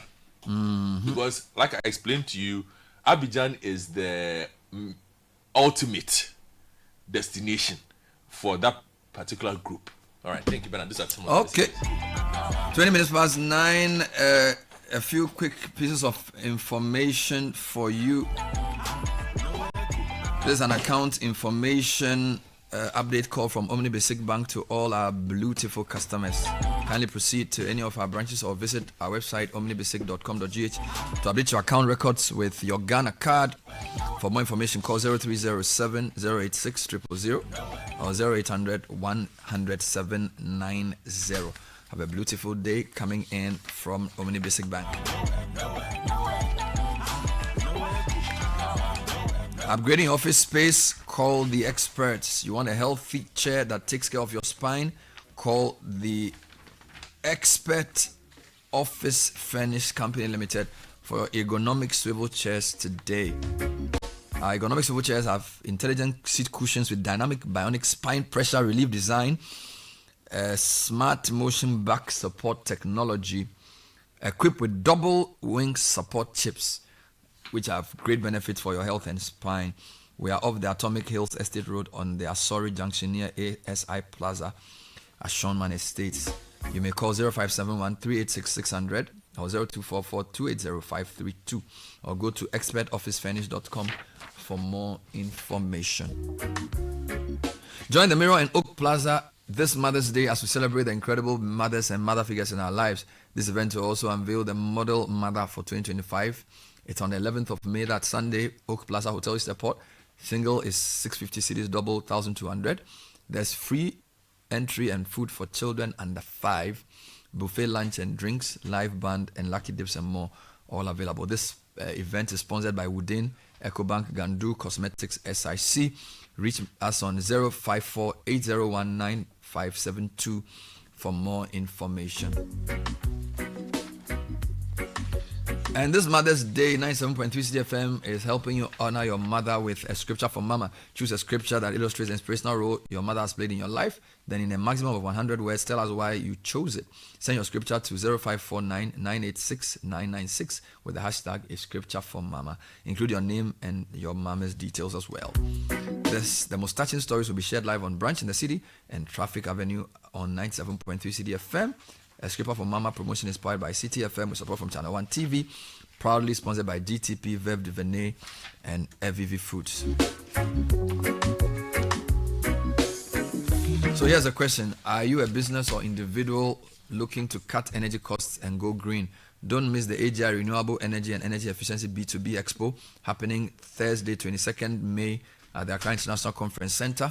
Come and connect with trusted renewable energy companies, explore financial options or financing options, and get sustainable energy solutions tailored for your business. Admission free. Register at agiesc.com/expo. So that's agiesc.com.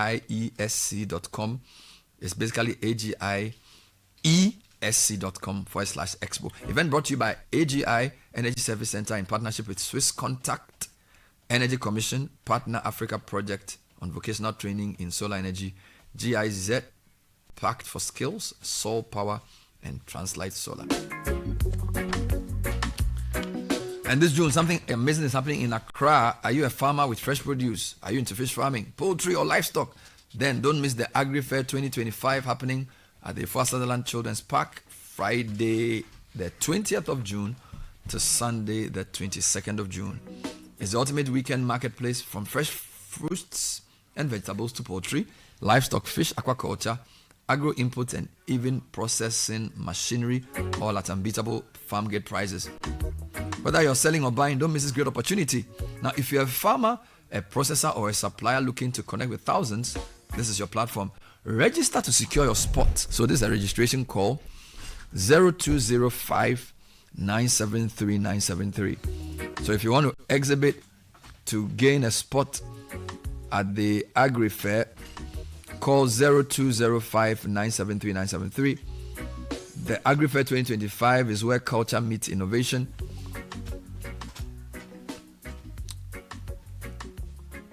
It's proudly sponsored by Exim Bank, DBG, and Legacy Crop Improvement Center. All right, so it's 25 minutes past 9, and I have a big announcement to make for Mother's Day.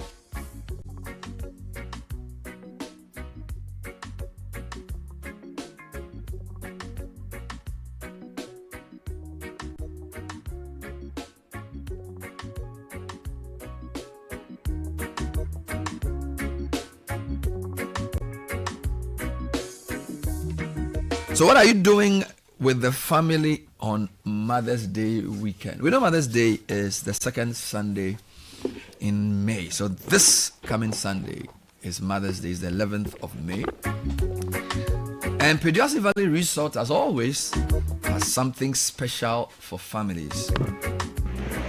So for families looking to celebrate their Mother's Day, what special experiences has Pediasi Valley put in place for Mother's Day?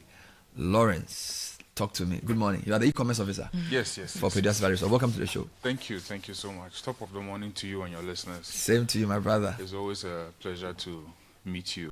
100%. Yes. So, I mean, it goes without saying, Pediasi Valley Resort is poised to make every moment special. You know, Mother's Day is one of the days where we're able to say thank you and are equal to all the women who have played a role in our lives. I mean, it shouldn't be blood related only. We have aunties, we have other mother figures who have really done a good job for us. So, I mean, this is the time that we get to say I equal to them and thank you. And Pediasi Valley Resort is offering the opportunity for you to celebrate them the Pediasi way. I see. I mean, we have crafted a lot of buffet options, rooms, promos, just so that we're able to say thank you to those special people in our lives. So that's the Pediasi way. Let's get into some details. So what are the special buffets? Any special promos, Afariwa? What can you tell us? Okay, so this Mother's Day, we are well prepared for you. What do you want? Buffet, room packages, spa packages, and the buffet too. We want to wow your minds. We know that all our mothers, they have a particular special dish that they want. Okay. Fiti dechi, kokonte, face the world, tioza fi, to all our local soups. I see. And we are not just targeting the Ghanaians. We have the foreigners also around. So there's going to be international meals as well. Salad, desserts. Okay. There's this very soup. It's a potato soup. I think the foreigners, they really enjoy it. So we just want you to come and have a few of that buffet. It's going for a cool 700 cedis for lunch, which is starting at 12:30 to 4 p.m. on Sunday. Dinner is 500 cedis from 6:30 to 10 p.m. Just right after church. Drive up the hill. Or drive down the hill, depending on where you live. Exactly. Yeah. So just come to Peduase and come and enjoy some sumptuous meals. There's something going for everyone. And aside the buffet too, maybe you'd want to go for a spa package for your mom. We have packages going for as low as 380 Ghana cedis. We are also running accommodation packages for as low as 2,900. Your mother gets to sleep in that soft, comfortable bed, away from home, away from the noise, the kids, do this, do that. Yeah, and then there's also going to be a complimentary spa service. I feel our mothers, they really deserve it. Personally, when I first went to SHS, I'm actually the first child of 6. Wow.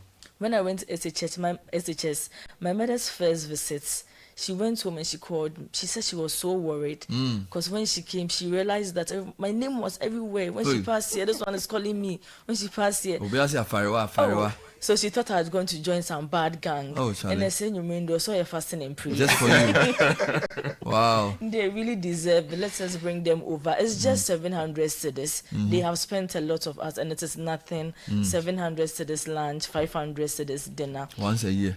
Once a year. You can even come for lunch and stay for dinner as well. Live band and saxophone. There's going to be live band and saxophone as well. Sounds very interesting. So, Anthony, what makes this year's Mother's Day celebration at Peduase Valley Resort unique? Okay, so our brand is Live Life. We have grown, we are all living our lives. Sometimes in the works of our lives and what we do, we tend to miss out on so many things. So this time around, we are telling our cherished clients that bring mom, come and rejuvenate, come and rebuild, rebond, and build those moments.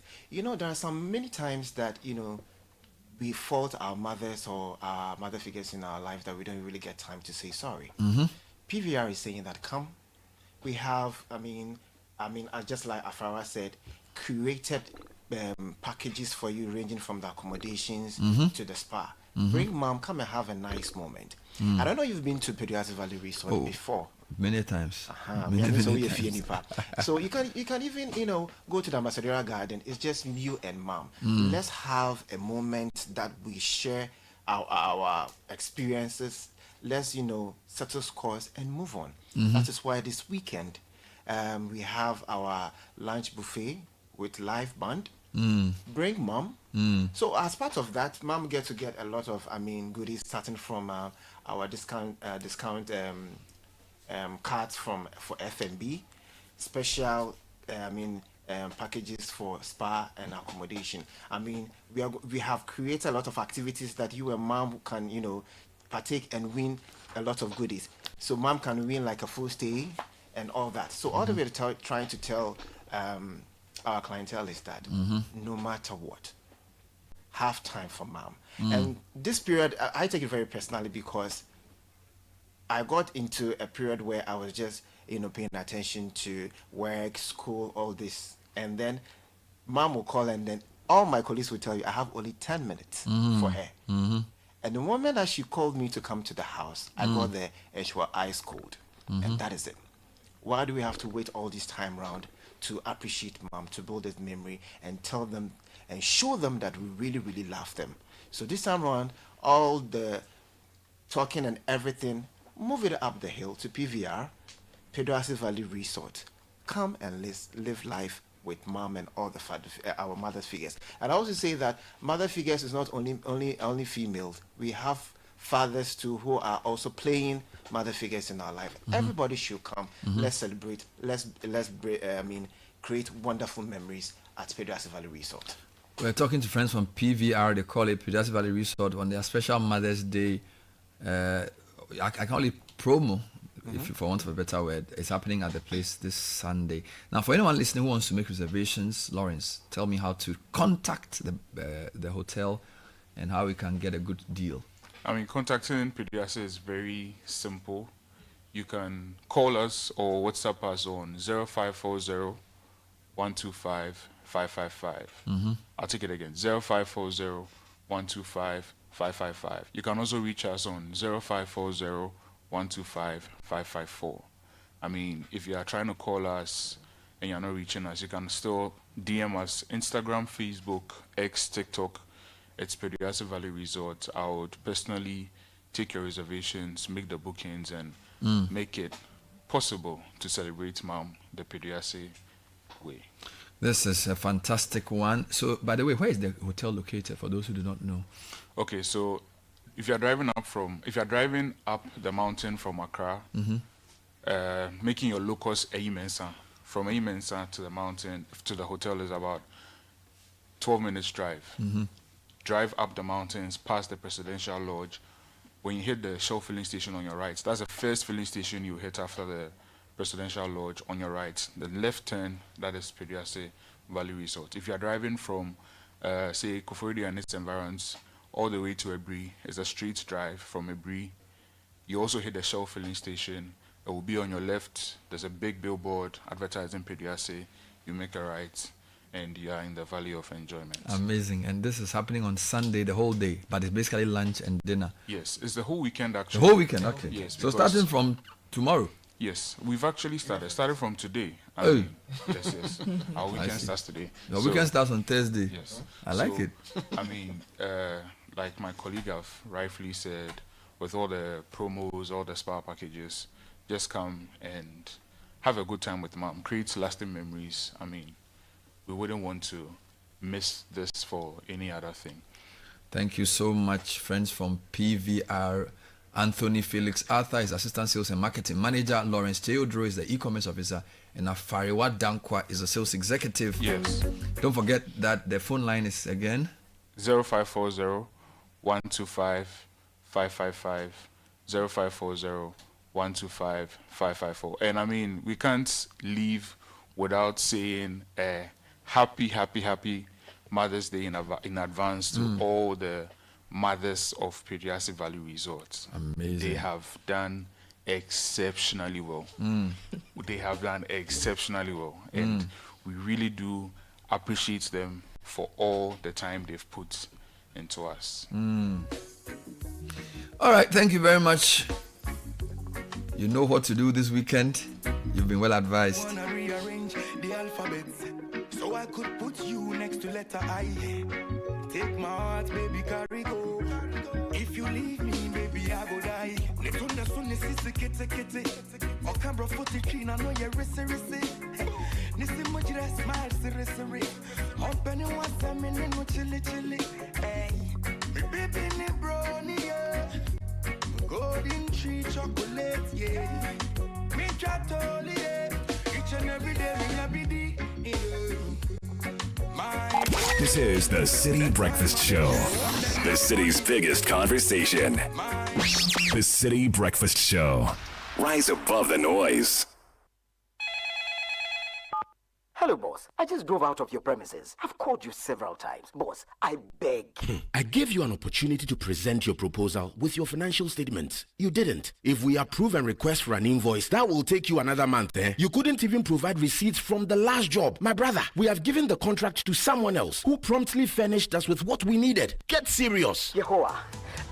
Don't be caught in this mess ever again. Restart with Build. Build provides businesses with a comprehensive accounting software with features that make your bookkeeping, accounting, tax, and payroll functions seamless. Our support team is always available to assist and respond to all your inquiries. Log on to www.build.africa and sign up. Call 030-80-4007 or 0303-974-832 for more information. Build. Bookkeeping made simple. results made extraordinary. Calling all farmers, agribusinesses, and innovators, this is your chance to shine. Channel One TV invites you to exhibit at AgriFair 2025, one of Ghana's largest agriculture exhibitions. From Friday 20th to Sunday the 22nd of June, the A4 Sutherland Children's Park in Accra will come alive with the very best from Ghana's agribusiness sector. Are you a farmer with fresh produce of any kind? Be it crops, livestock or poultry, fisheries or aquaculture, or you're a supplier of agro inputs and processing machinery? This is your platform to connect with the world. AgriFair 2025 is more than an exhibition. Showcase your fresh produce, share your expertise and experience, and grow your business. So, to all farmers with fresh produce, livestock or poultry, fisheries or aquaculture products, come, sell, network, and expand your business. AgriFair 2025, where culture meets innovation. Register now to secure your spot. Call us on 0205 973 973. AgriFair 2025 is powered by Channel One TV with support from 97.3 Citi FM and is proudly sponsored by Exim Bank and Legacy Crop Improvement Center.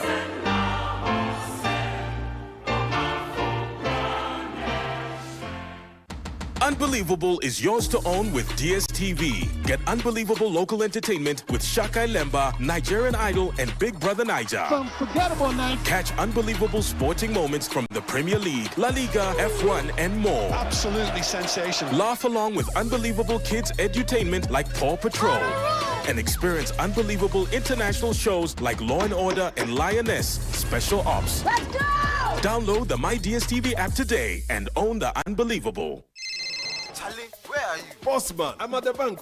Really? But your car is in front of your house. Bro, my bank on my phone, Charlie. Oh, how? EcoBank, bro. With EcoBank mobile app, I can do everything, anywhere, anytime. Listen, I just checked my account balance, paid Ahmed's school fees, and sent money to my grandma at Walwale. Oh, wow. Wow. Masa, just download the EcoBank mobile app from the Google Play Store or the App Store or dial *770# and be your own bank manager. Manager. Whether to pay bills or fees, to check account statements, send money across Ghana, abroad, and more, EcoBank mobile app has got it covered. EcoBank Mobile, making everyday people live everyday lives the EcoBank way. EcoBank, the Pan-African bank. Join the conversation on the Citi Breakfast Show on Facebook at facebook.com/Citi97.3, Twitter at twitter.com/Citi973, and Instagram at instagram.com/Citi973 with the hashtag CitiCBS.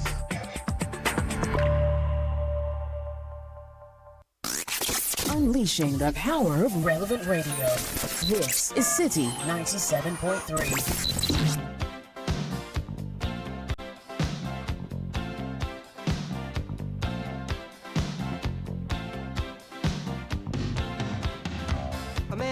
Down the street, he says, why am I soft in the middle now? Why am I soft in the middle? The rest of my life is so hard. I need a photo opportunity. I want a shot of redemption. Don't want to end up a cartoon in a cartoon graveyard. Bone digger, dogs in the moonlight. Far away, my well-lit door. Mr. Beer Melly, get these mutts away from me, you know.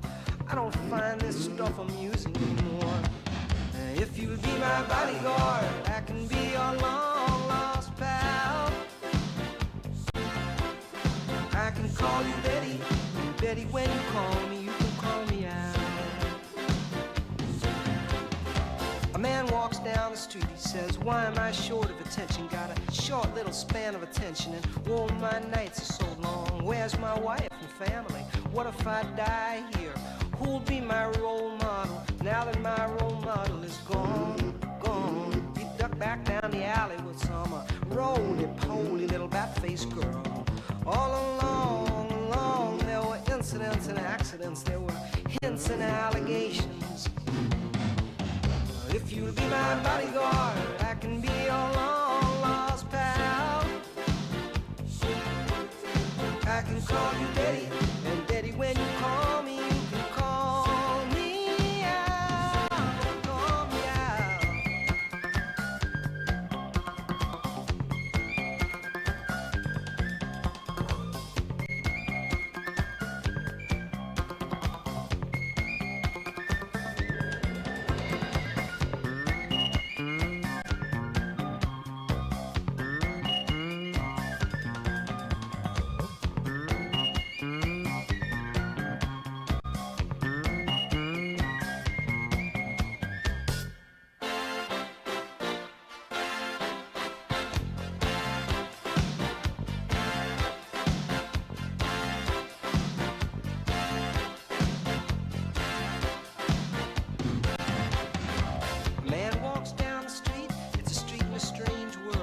Maybe it's the third world, maybe it's just first time around. Doesn't speak language, he holds no currency.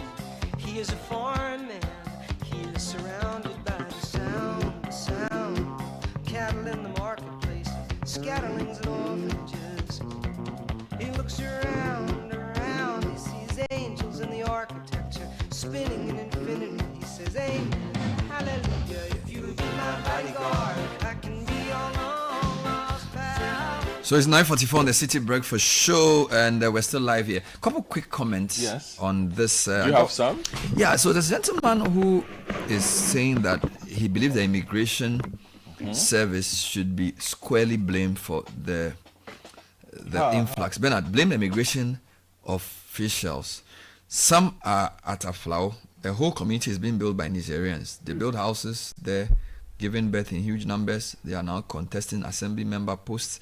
Their children are also growing up to become whatever he says they are becoming. Then Rashad says, Bernard, good morning. Please, in Islam, zakat does not include giving money or alms to persons who make a habit out of begging. That corroborates a message you read earlier, that it's probably a wrong interpretation of what alms giving is. That builds its economy, because if you, as you said, they feel Ghana is a good place because people will give them, irrespective of the fact that I actually think it's unconscionable to force a child to beg. Yeah. And that a parent who does that that such a parent needs to be prosecuted, because you are endangering the child and you are destroying the child's future by putting them on the street to beg. And if we give them money, we are also helping them break the law. That's how I see it. Yeah. So I think that we can also stem the tide by deciding that we're not going to give them money.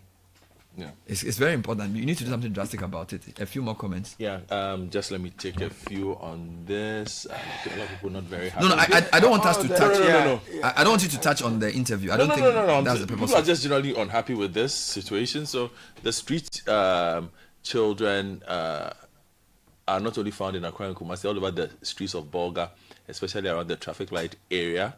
I did notice this one was also saying that on his trips to Togo and Benin, he did not notice begging in the capitals. Chirifo says we have street children. Who are the street parents? The biological parents are leaders and state institutions. Okay, so these are some of the messages that have come through on this matter. And like I'm saying, my call this morning as the originator of this conversation, if I can Before you finish, quick one. Some people from my church mobilized and got some of the parents to let the kids go to school. They got them very good schools and provided everything from uniform to books and food. Everything cared for. They started the school, but after 2 weeks they stopped because they said the street was more lucrative. Yes. And people might ask when I was reading Timothy Nyangbe's story, something occurred because he broke down some of the numbers. So imagine two. So there was a boy called, I think, Zachariah and Safia or somebody. So one has a physical disability and his partner pushes the wheelchair. On a good day, Abiku, give me a pen. On a good day, so better you can calculate. You want to calculate how much they make? On a good day, this is just they make 80 cedis. On a good day. On a good day, they make 80 cedis. Wow, that's a good day. So what do they make on a bad day? So let's do an average. Around 40. So let's give them 60. Let's do 60. 60 on a good day. And this this is a unit, right? So imagine you have 5 people. You have 5 people in your cohort. Yeah, so that's 300 cedis. Do they work 6 days a week or 7? No, they are there every day. So let's just say they work 5 days. Let's say 300 cedis. No, the work weekends they'll be there. They are there. Weekends they work. Okay, so that's 300 cedis times 7. So that's 2,100. No, that should be 60 times 7. 60 no, times the 5. No, times 5. Times 5. So that's 300 cedis a day because you have 5 people working under you. Times 7. Times the 7 unit. Yes. No, 7 days. 7 days. 7 days. So that's 2,100. Multiply that by a month. That's a week. So let's do it. Let's just do the whole year. So 52. Yeah. So 109,000 cedis. 109,000 per cohort. Per that cohort. For a year. For a year. Are you both serious? They're doing this calculation. No, but they said they only come in the dry season, so we have to. No, there is that too. Okay, but I'm just saying. So for those who run these cohorts, you come and make this at the end of the week. You are declaring how much? 2,100 cedis. At the end of, if every week you pay them maybe 100 cedis each, because you don't pay rent, you don't do anything for them. They just you are facilitating their stay here. But do you see just how much money there is in this? So by giving them this money, we are contributing 80,000 to institutionalizing this thing. Yes. So do you think the approach? So the approach is twofold: get the embassy to do something, but also tell people that let's stop giving money to these people. For me, because we are perpetuating something that we cannot sustain. One, our laws have made this illegal currently as we speak. Yes. Okay. One, enforce the law. Two, I think, you see, and I said this, we need to designate, and this falls on the municipalities, which is why I'm pained by this whole split in the capital and our major cities. Designate city areas properly. Look, there should be areas where everybody knows no begging allowed here. Okay. No trading here, no hawking here, no this here. And it must be clear for everybody to see. That is when the local authorities can enforce the law. You understand? Because if I know that I'm not supposed to stand here and I'm here, that is when you see me, you can deal with me. And at least also a consistency. Okay, in rounding up these groups when we see them. Because that is for me the big lesson from Ivory Coast. The consistency of their roundups. Yeah. It wasn't like they did a swoop for a week and shut down. Basically, they realized they had a problem. What was the problem? That they are considered the ultimate landing port for some of these groups. The numbers have increased. What do? Okay, if you see you, we'll catch you. When we catch you, we'll drop you off at your embassy and make them uncomfortable enough for them to want to deal with the matter. So we arrest you on Monday. If they release you and you come back, we'll arrest you on Tuesday. If you come back, we'll arrest you on Wednesday. The person starts to understand that I can't be here because every time I show up, I get arrested. But if you arrest me on Monday and I get released on Tuesday and you watch me until Thursday, and you watch me until Thursday, I feel safe enough. Okay, so we need a consistency in the enforcement of the law. We need a consistency in the acts of deterrence. That will let them understand, both Ghanaian and non-Ghanaian, that this is not allowed. You see, because if you catch those, if you arrest them and you are able to round up, then you can figure out who is Ghanaian and who is not Ghanaian. Then the law even deals differently with Ghanaians because, one, under Ghanaian law, at a certain age, your children are supposed to be in school. There are punishments for that. So we can't even treat this on one basis. We have to use two different approaches for Ghanaian sensitivities.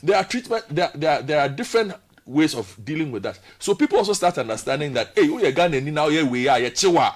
You understand? But we've lost that sense of doing that. So it's a free run in town, which is why we see the numbers that we are seeing everywhere and everybody's complaining. And the last one, Bernard, we've also graduated to, and Frema drew my attention to this, to the sale of pretty dangerous implements in traffic.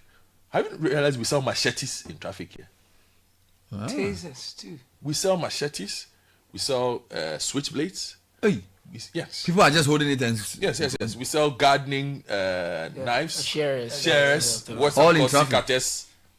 Yes. Hey. All kinds of dangerous. So Ghana, you can do anything. Some of the chemicals they sell, like to kill pests and stuff. They sell it in things traffic. that they should just be selling like that. Yeah. So it means that in Ghana you can buy anything without any permit. So you can go and buy acid from somewhere without in traffic, not somewhere. As you are driving, you could be able. You can access. So you have access to that. We don't have any rules. Why is it that Ghana anything is free? I guess you know. I was reflecting on that, and I see when you are going to the mall in Ghana, you just enter and then you come back. Do you understand? In spaces where they've had issues with security, you will be screened. Yeah. Do you understand? Yeah. So everyone. Ghana is a free country. Yeah. Even when you go to a university, you'll be screened at the gate. The rigor you go through. The rigor you go through. You have to make 30 minutes ahead of your meeting. Do you understand? To go through security. And even how you interact, the kind of questions and the quality of questions the security people even will ask you is very different. When you are going to a hotel in Ghana, a university in Ghana, public spaces in Ghana, you can just walk in and come out. But you see, on the basis of the selling in the streets, this is where the problem is that if nobody is even regulating what is sellable in the streets, it is very serious. Very soon they'll start selling guns on the streets. Oh, it's possible. It's very, because if you can sell, I mean, some of the things you are saying there, so it's better implements, right? And secateurs and things. Like for you, but I know in the garden, but if you think about it, secateurs. Maybe some gardener is going to work, he's on his motorbike or his bicycle, he sees the machete, my machete, something's wrong. Do you understand? It's just the way things are so informalized with the way we are. That's why we see these things. The regulation needs to be stronger. But I just want to take us back a tiny bit to this kids on the street and that kind of stuff. You see, and part of it is like you wonder what's going on in some of our communities. Because I have a boy who I gave him money on the street, and now he's become a pest because he saw my car entering the house, so he knows where I live. So every day following. So he's been coming to the house to look for money. To look for food. That kind of stuff. Where did you meet him? Traffic light or in front of your house? Traffic light. But you see, he lives in the area. I didn't know he lived in the area. Oh God. So I was going home. He saw my car enter. Then he said, so he's been coming to the house every day. It's not like every day. Once in a while, he comes to the house. Be careful. He came to the house. You know, I told him that he can't be coming to the house. It's not really the right thing. So I live with people. Yeah. He said, you stop coming. I was at work one day. He came. My mom was in the house. My mom doesn't know him from anywhere. Because she doesn't live in the his friend is in this house. So my mom to give him money. Because she said, mother, if this boy is 18, he's a small boy, he's not old. Why is he not in school? Have you spoken to him? You see, this another, apparently my dad spoke to him someday, and apparently now he's out of school, he's training to be a welder or something. And it makes you wonder what's going on. Where does he live? So one of the uncompleted places. Somewhere around. But you see, the point is, you wonder to yourself, what's going on that this boy, because the first time I met him, he said he was in school and he does this after school. Because remember, it was when there was a lot of traffic around the Mahama Road, they were directing traffic. So now that the traffic has been fixed, he doesn't have work to do. There's no work, quote unquote, but it makes you wonder, because this was the idea. You do it after school and that kind of stuff. So there's a lot of things. Did he tell you what school he was in? He said, I've seen him. I saw the first day he came to the house, he was in uniform. Wow. So he must go to a school in the area. But you see, it just raises the question, we are not doing enough. It's not even just about the Nigerians. Even if we get rid of them, we still have a problem. So in a case like this, in a functioning society, you would have, who would you report this to? That there's a young boy who's supposed to be in school who is loitering. So do you get to school and call his headmaster?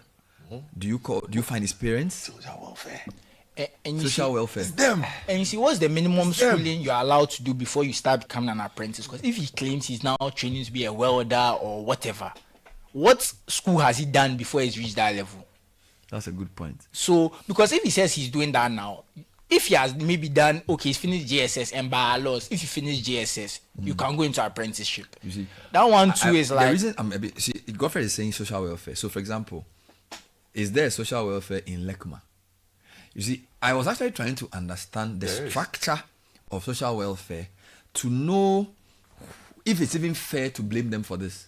Do you understand what I'm saying? Yeah. So the reason I was trying to even get those questions was, okay, maybe they are the national office, but they work with volunteer groups, or maybe they're in every district or every community. Right. So now, let's assume you live in Lekuma. You've seen some issue happening. Where do you go? That's what I'm trying to ask. So is there a social welfare official everywhere?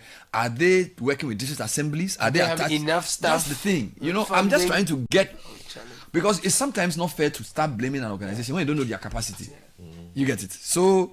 for what it's worth, that's how it ended. So, but then there is one here that will interest you, though. It says the long-term impact of these children living on the streets is deeply concerning. Yeah. One especially troubling trend is the growing number of adolescents, many under the age of 18, now driving tricycles for waste collection, hence reckless driving and re-littering of the streets. Yeah. This signals not just economic desperation, but also a generational cycle that threatens the well-being and potential of the next generation. Must send that. Remember some time ago I mentioned to you that at the Fiesta Royal Junction, someone came to wipe my screen, and when he finished I didn't have anything for him. He spilled the soapy water on my windscreen, and then another guy came and then he cleared it. So another time I went, I found him and I spoke to him, and he's from Togo. Has an interesting story. Yeah. So maybe some other time. Today we are out of time. But, all right. Yeah. Let me just wrap up with a couple of things. Are you ready? The Momo Fest train is here. Come and experience seamless shopping and music experience from your favorite vendors and artists from the 16th to the 17th of May 2025 at Medina. Join us for a vibrant, clashless market with over 50 top-tier vendors in Accra. Up to 20% discount on goods and services on sale. Up to 10,000 CDs in the Momo Keteke Game Show. Awareness on Momo and other fraud-related issues, entertaining games, and stand a chance to win souvenirs. There's also great performances from the likes of Joey B, Mr. Drew Sefa, and Olive the Boy. Be part of this amazing fun fair. Download the Momo app now for a free pass to this all exciting event. Momo Fest, inspired by Momo from MTN, sponsored by MTN Business and IO Insurance. Download the Momo app now and let's stay connected everywhere you go. Let's buy Diamond Cement, the best brand on the market with its 42.5 hour grade, the highest quality on the market, as well as the 32.5 hour for different kinds of building projects. You deserve the very best. Make Diamond Cement your number one choice for all your building needs. Call 0244 313 368. Diamond Cement, still as hard as a diamond.